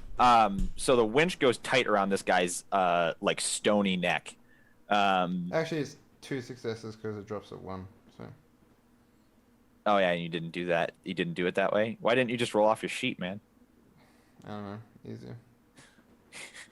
All right, 2 successes. The winch goes tight around this guy's stony neck, and no, not quite that effective.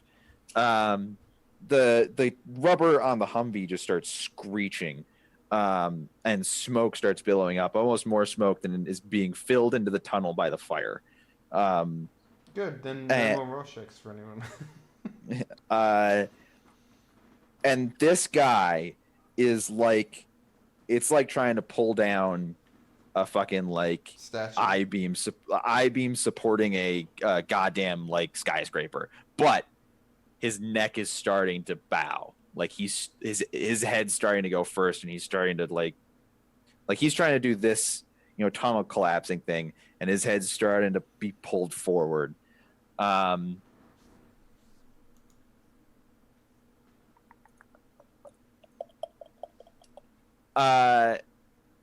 Maria, with the top of the turn order. Yo. But before you do anything, okay. So you dove for an assault rifle last turn. Sure. And now there's 3 of you sort of like plastic soldier style on your knees, like or one knee, one down, and like shooting into these guys. Yep, and one of you's got the minesweeper.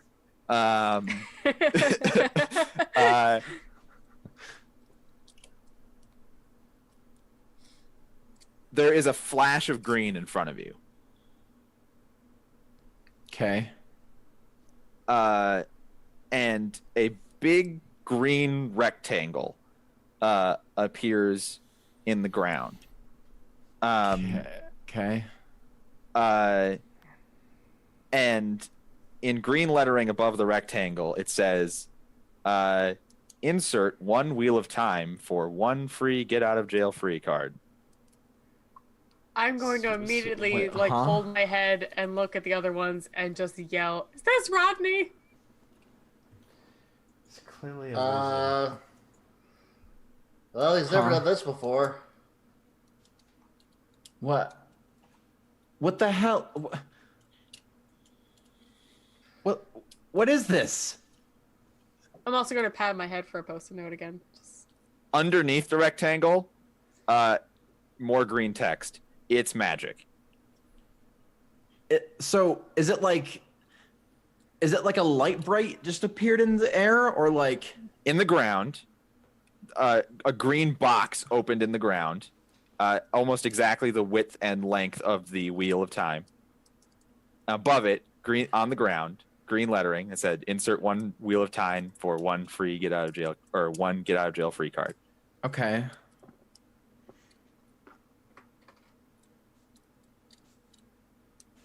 So the other guy ate it, right? Yeah, it's in the one guy. It's in the guy who's almost dead. Okay. So I'll just shrug. I'll look at the guy that's almost dead, and I'll shoot him. Now, do you want to shoot him? You have the power to stick your hands in people and take things out. Not if he's rock. But you don't know if it's just skin hardening. I'll say you certainly can move up to him in a turn and do a melee attack if you want. You just put your hand inside of a gelatin man a moment ago, so... If you don't want to, that's fine. No one should force... If what you would do in character is shoot the guy, then do that. Well, I guess my thought was that you got 3 successes on a grapple check and still didn't succeed at grappling them. And so you have to do a... But he got 3 successes with 5 dice. You have a brawl and a strength. His tentacles don't have. You only have 5 with buff and. I mean, I guess that's fine. I guess I could buff more. You can go up to 5 with buffing. You would have a total of 6. 6, yeah. And like the tentacles are considered assists. Like. Okay. Plus, technically, he's damaged, so he should have less. He should have negatives on there. Okay, sure. That makes sense then. Right? That's how that works? Yeah. Like a negative 2 or something? Okay, yeah. Well, knowing that in the context of the game, that would definitely, yeah. Okay, yeah, so I think she... And also his brother, like, is being lassoed by a car. Like, they're in... Okay, There's just chaos happening where they are right now. Okay, yeah. Then, yeah, getting a better grasp of the situation. Yeah, Maria just, like, kind of drops the assault rifle by her side, and she runs over to the hurt one that has the wheel in his tummy. And yeah, I'm just gonna try to... When you get up to him... He's like, "Is this another little girl with strength like a bear?" Not quite. Yeah, basically, yeah. Not quite. Floop. And just yeah, I just reach in like I'm unwrapping a present. You know what it sounds like? You've approached like putty. Take this. Goodbye. Putty down into like a fucking a container goes. It's like that. All right. So, a couple of things here. Okay. Remember that if you want a willpower, because you have to do strength brawl first, you could use a willpower, but you'd have to use it first. Do it. I would be out of willpower though. You would be out of willpower. That really doesn't willpower? mean anything except for that you can't use anymore. Okay. Like yeah, like narratively, you have to be tired and groggy and like unmotivated. But sure. Okay. Yeah, I'll spend a willpower on that. So you get an automatic success with the strength brawl check, but Okay, and roll then it anyway. I have a decent amount of blood still, so I'll pump I'll pump one into my strength, Okay. and then I'll use one to use my power. So Yep. let me mark 6 that dice. so I remember. Yep. 3 in strength. Okay. Strength and brawl, right? Yes, I have that saved. Yes. 0, 6. 3 successes. So 4 successes. So 4 successes, which is totally good. With the help from the tentacles and all the chaos of the winch and 4 successes, you're going to be able to grapple this guy, which means now you can I roll love your the power. idea that your hands go in and the tentacles wrap around and like pull out like chest cavity sort of thing, you know, like, and hold it in place like pincers or something like. Right. Yeah. It's like I'm doing surgery, and the tentacles are acting as my the thing that holds open the chest. Yeah. I forget what it's called, but you cut it and then they just put the thing in that goes. Yeah. And just wrenches it open. The tentacles are just doing that. Okay. So then Dex and medicine. For the actual... I will be, by the way, just slowly wandering up to the scene to watch. Dex and medicine for my actual thing. I'm readjusting the chair. Jeez. Okay, well, I got 1 at least. So. No, I need you to re-roll that because it's difficulty 5, not difficulty 6. Again, taking notes, just leaning over.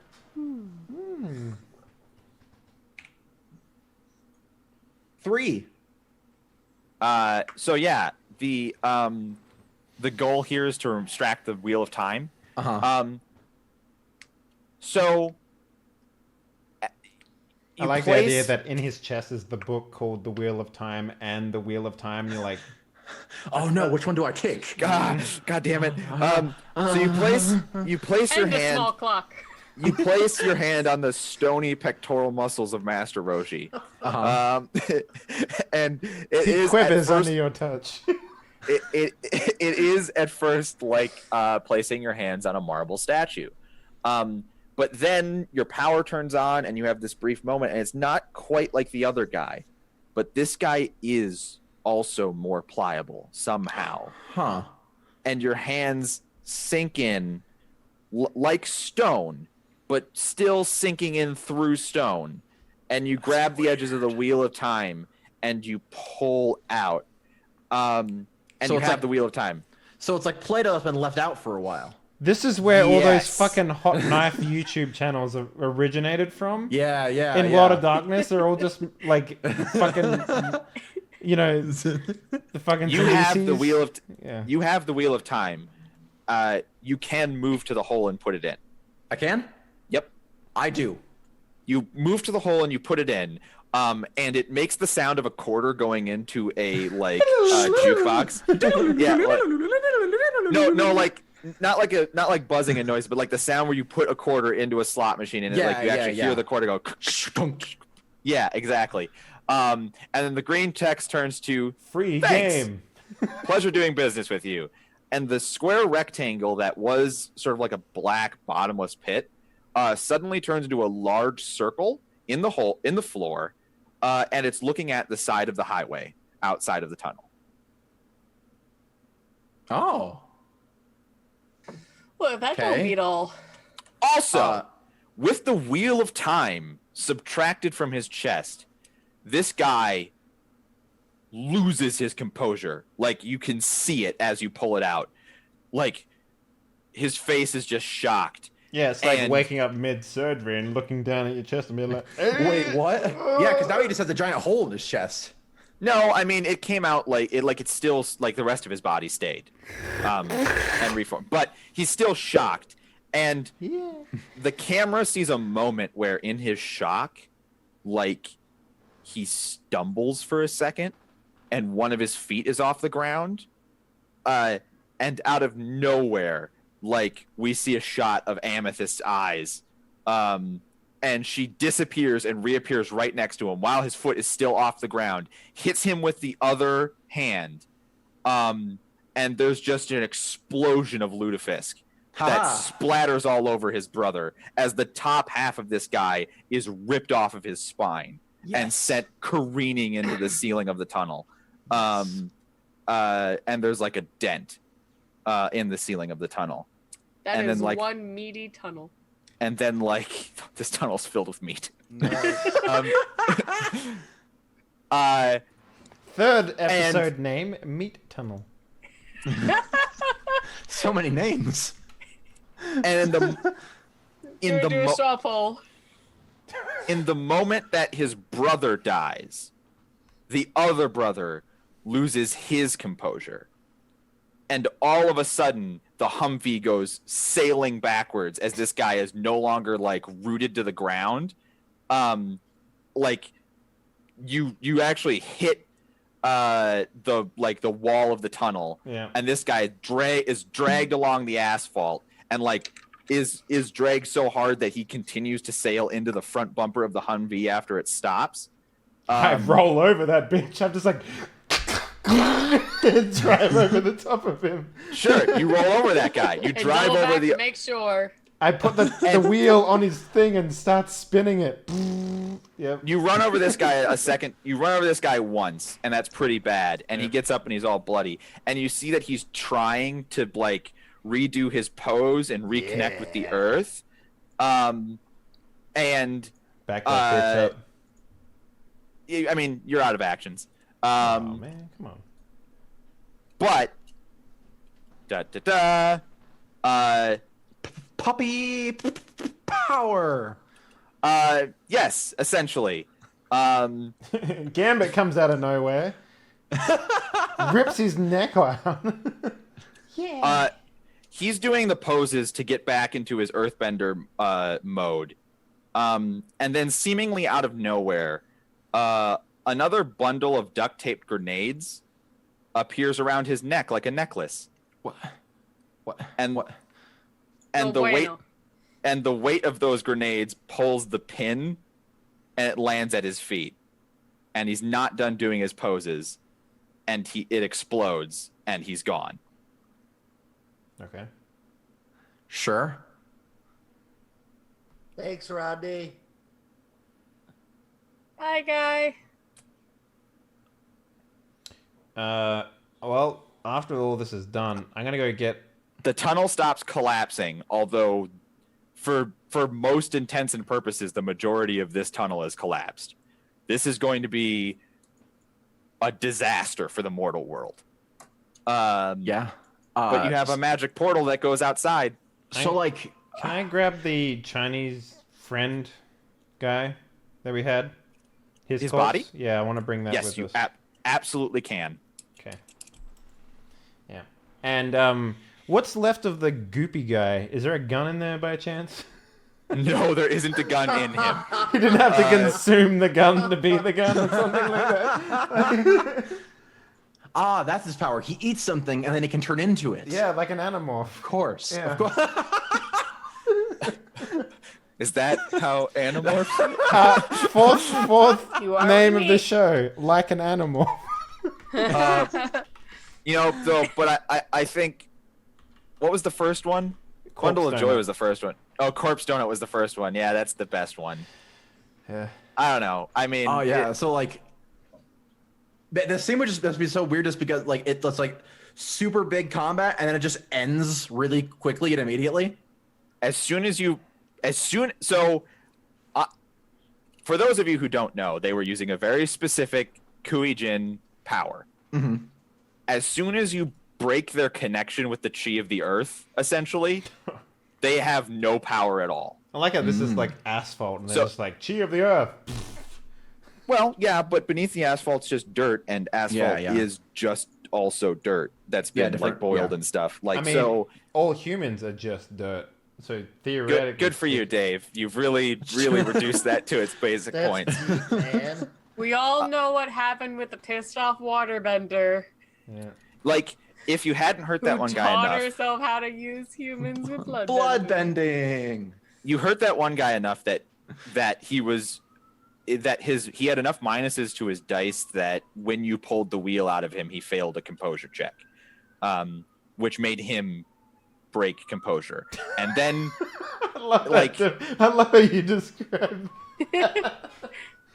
He failed a composure check, which made him lose his composure. right. So and then like they were twins. I described them as twins the entire time. The second one of them died, the other one lost his mind. Like the Olsen So- twins, right? Yeah. Right. And he tried to But yeah, regain his 'cause there was composure. there was that episode of Full House where the Olsen twins just went crazy. Yeah. Because one of them the whole got thing. murdered, right? And Right, the, right. the other one was There the was murderer. an episode where they got amnesia and they talked to their twin. And I don't know why this is relevant, but it was a weird episode. It's not. So there's a magic portal to the outside world. So I think we're just looking at each other, and then is the portal like closing, or is it staying open? It's just there. Okay. I say we follow the yellow brick road. Is everybody okay? I'm all right, actually. Like, as much of a shit show as this was, I'm Okay. gonna physically look up and down. I'm good, and I'm gonna look over at Amethyst. Can I drive the Yeah. Can I drive the Humvee through this? No, it's in the floor. Like it's Okay. in the floor, and then it goes through the floor, but it doesn't it's not above the highway. It's horizontal to the highway. Oh, so yeah, when you so- go through Fortunately, this portal, portal. there's going to be Yeah. a gravity shift. Uh-huh. But I can't bring the Humvee with us because it's gonna be eventually daytime. So- Right. But it's also a human highway where the tunnel is collapsed, so there's probably going to be a bunch of bystanders with cars. No big deal.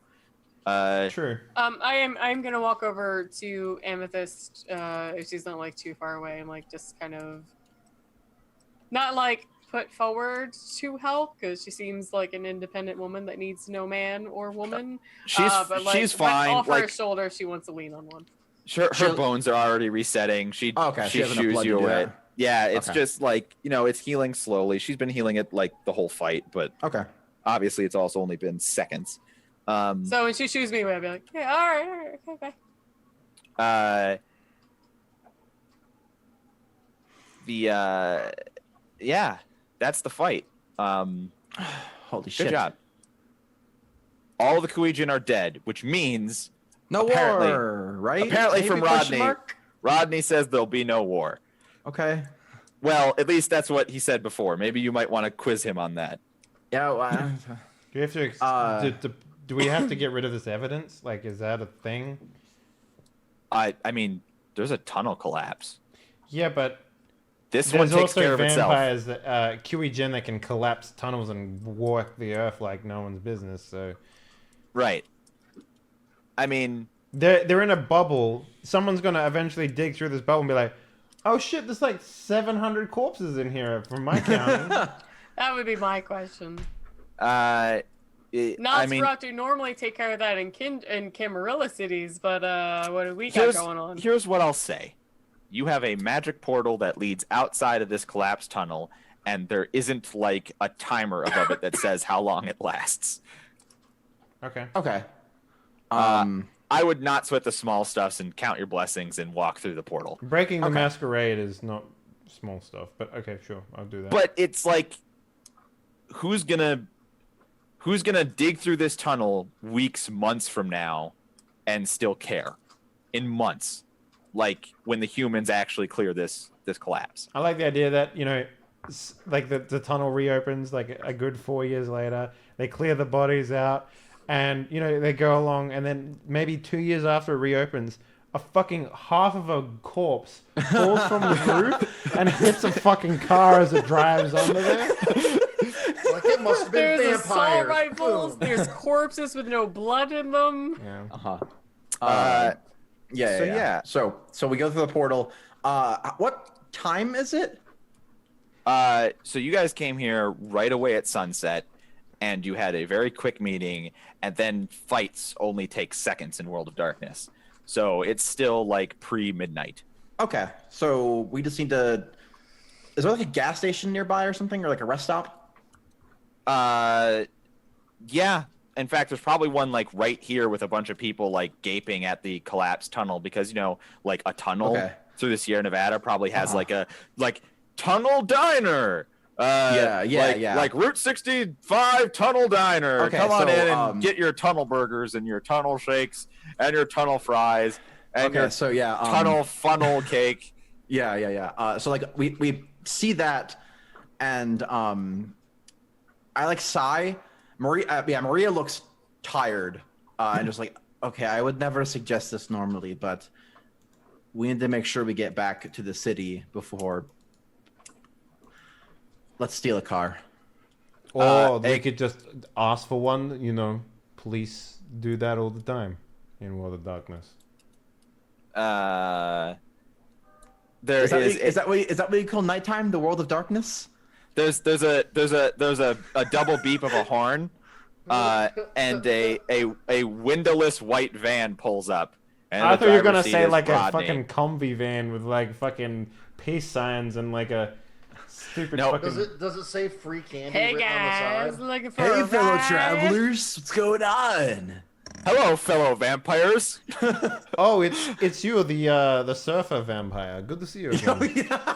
Forgot about this. That's when Wreckage adds Hunter into the game. Hey, yeah. No, it's like you guys get through this epic fight. You're all out of willpower. None of you got hurt, but then it's just like flaming crossbow to the Dude, heart. I got shot by some guns. Okay, I got like bullet wounds. So white windowless van. Yeah, and Rodney's in the driver's seat. Beep beep. Whatever. That's my boy. I just walk up. I like open up the side and just Road trip. I climb like the idea in. that there's a dead family in there as well because you had to kill them to get. I got you guys a snack. No, that did not happen. It's a great joke, not in Rodney character. I already ate them. What? Getting us a snack for the road? Yeah, he wouldn't kill a random family. At least that's true. He hasn't done that sort of thing yet. Getting us a snack for the road would be, but not like killing a family to do it. Yeah. Yeah, no, there wouldn't just be a family with a dog in the back, like. Right. Yeah. Yeah. So I just climb in. I just like lean against to one side and just like.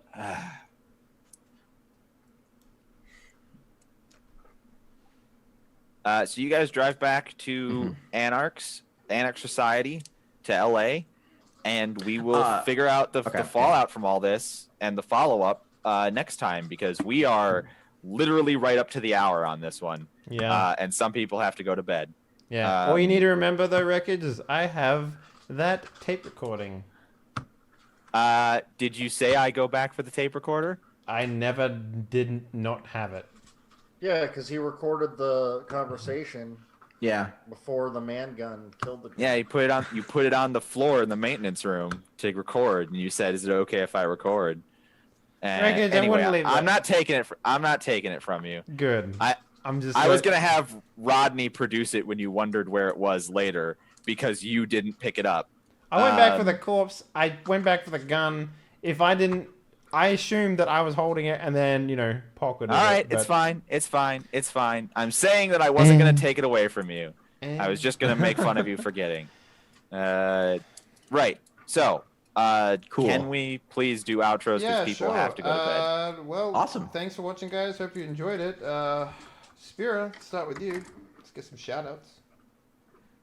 Yeah, absolutely. Hi guys, I'm Storyteller Spira. If you click my name or search me on Twitch, I am a streamer myself. I focus on tabletop gaming, and specifically, I do actually kind of have a heavy focus on World of Darkness. We have a long-running Vampire the Masquerade game going that is sorry, I'm so slightly dying. Focused in New York and kind of based on the New York by Night splat, if you do know it, if you're a VTM fan. We've also got an Anarch game ourselves, kind of in LA, but it's its own like kind of a special outside of the normal canon style thing. We've done Hunter, and after the holidays, we're hoping to potentially get some other World of Darkness games going, even if they're like one-shots here and there, like Changeling, Werewolf, things like that. So if you're World of Darkness fans, check that out. And also after the holidays, we are starting a D&D campaign and a Shadowrun campaign. So yeah, we've got a lot of stuff. November and December, I really apologize if you have been following or if you're going to check us out. Been a bit wonky with a lot of people traveling, moving, holidays, all that fun, I have a real life outside of role playing because, like, what fun is that bullshit? Yeah, real life sucks. Seriously, we're all like, God damn it, I can't play role playing games because I gotta go pay bills and see family. But yeah, after the holidays, we have a big, nice new setup of schedules going for a mix of different games. So Nice. hope to see any of you there. Hope you'll enjoy our stuff if you check it out. And I have had so much fun with this game. I want to thank Henley and Wreckage and everyone for inviting me to join. It's been really, really fun. Cool. That's how you do fucking shout out, nerds. Lily, you're up. Hey everybody. I'm Lillipad Nebula on all the stuff. Thank you for hanging out with us tonight and enjoying some vampires. We had a really I'm really liking the Kuijin stuff just because we get to see more weird powers and everything. That's what I really like about the system is just all the different crazy stuff people can do.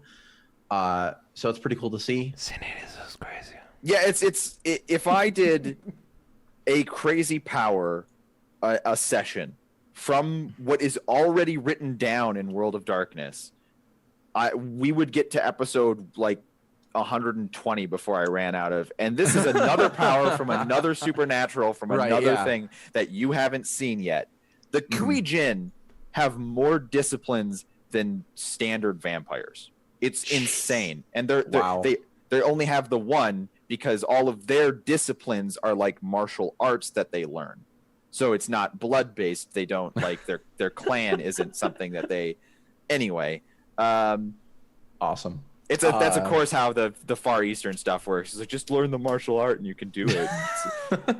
Just be incredibly dedicated for centuries and learn this ancient martial art, and you can unlock the chi of the earth. But anyway, but yeah, it's super cool to see all the cool like weird powers and stuff. So for my stuff, I've been streaming. I streamed some game prep this last weekend. I'll probably be doing some more of that. There's no plans set up yet. I want to try to get a Stars game going at some point. We have Longfall still on Wednesdays. That's going to be coming to a close in a couple weeks. And then after that, probably at the start of the new year, we'll have a D&D game going on Wednesdays. And then I'll be getting back into some more video gaming stuff pretty soon too. So yeah, thanks again for hanging out with us. I hope you had fun, and hope you have a great night. Nice. And Spooty McTooty, what up, sir? Yo, had a good time as always. You can catch me on Henley's channel here on Mondays and Thursdays.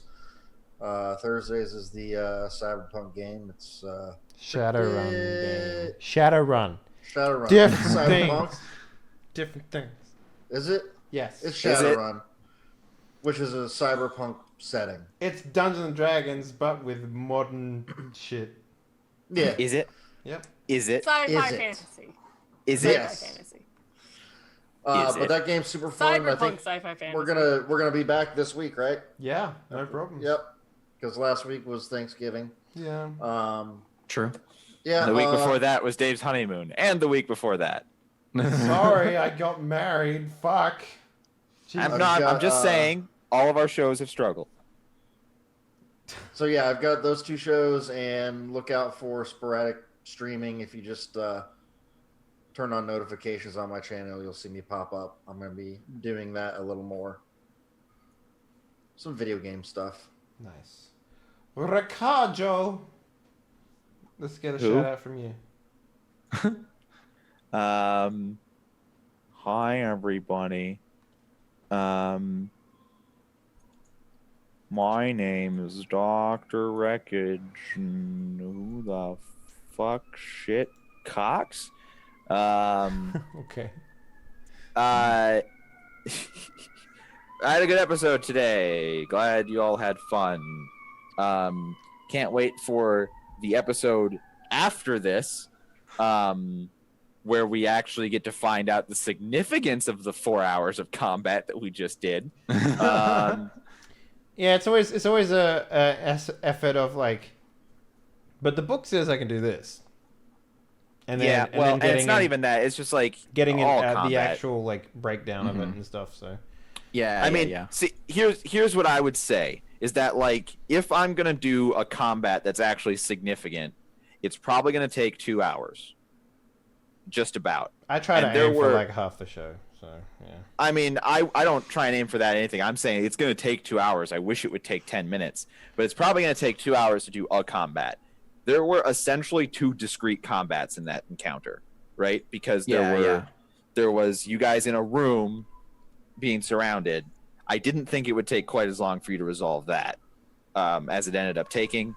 I don't know, man. You put fine. 2 doors in front of us. You know how doors are.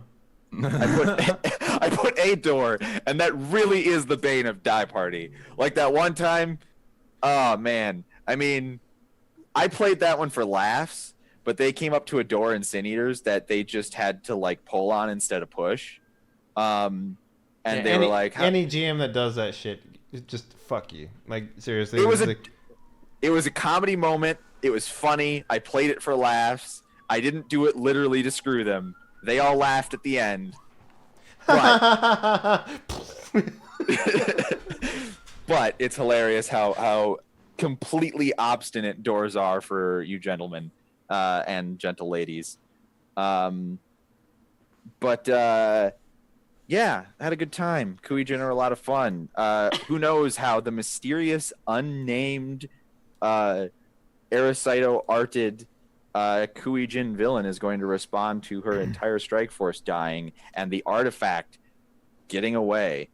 I never trust an artifact that people will die over. So that's a great policy. Yeah, that's a great policy. Never trust an artifact that people are willing to die for. seriously, if there's a I want Nazi- none of that. the other side of that is if there's a Nazi armed force after it, just sort of either get in their way or don't. Like you either go one side or the other.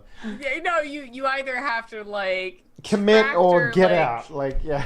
Isn't the true lesson of if Nazis are going after an artifact, let them have it, because if you don't interfere, they'll open it in front of Hitler and end World War II? Nah. I mean, yeah.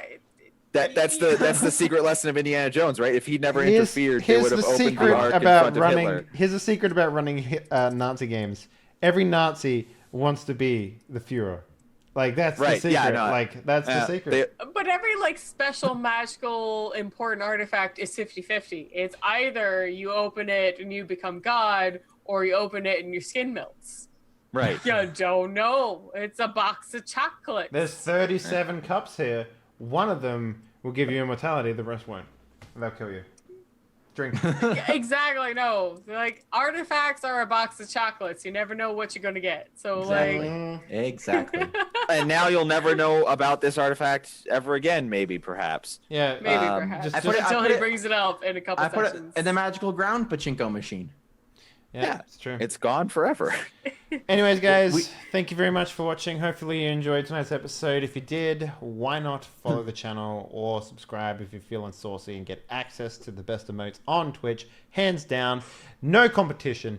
So what's going on in the future? Well, this if you liked Vampire the Masquerade and you like what you saw here today, make sure you sign up for the fan party game that's happening on December 2nd right here on this channel. We have 3 tables. There are some seats available still. If you want to join that in, head on over to the Discord and look for the channel called Fan Party under the Die Party group. Pretty easy.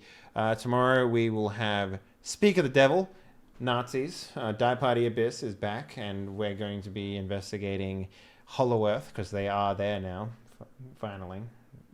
They fought some velociraptors as pulpy men and women, gentlemen of valor. Dead Man's Crest is also going to be back this week, followed by Surge on Thursdays. And yeah, that's pretty much it, guys. Thank you very much for watching. We'll see you in a few hours for the daily stream. But until then, have a good one. Bye-bye. Bye. Bye. Bye.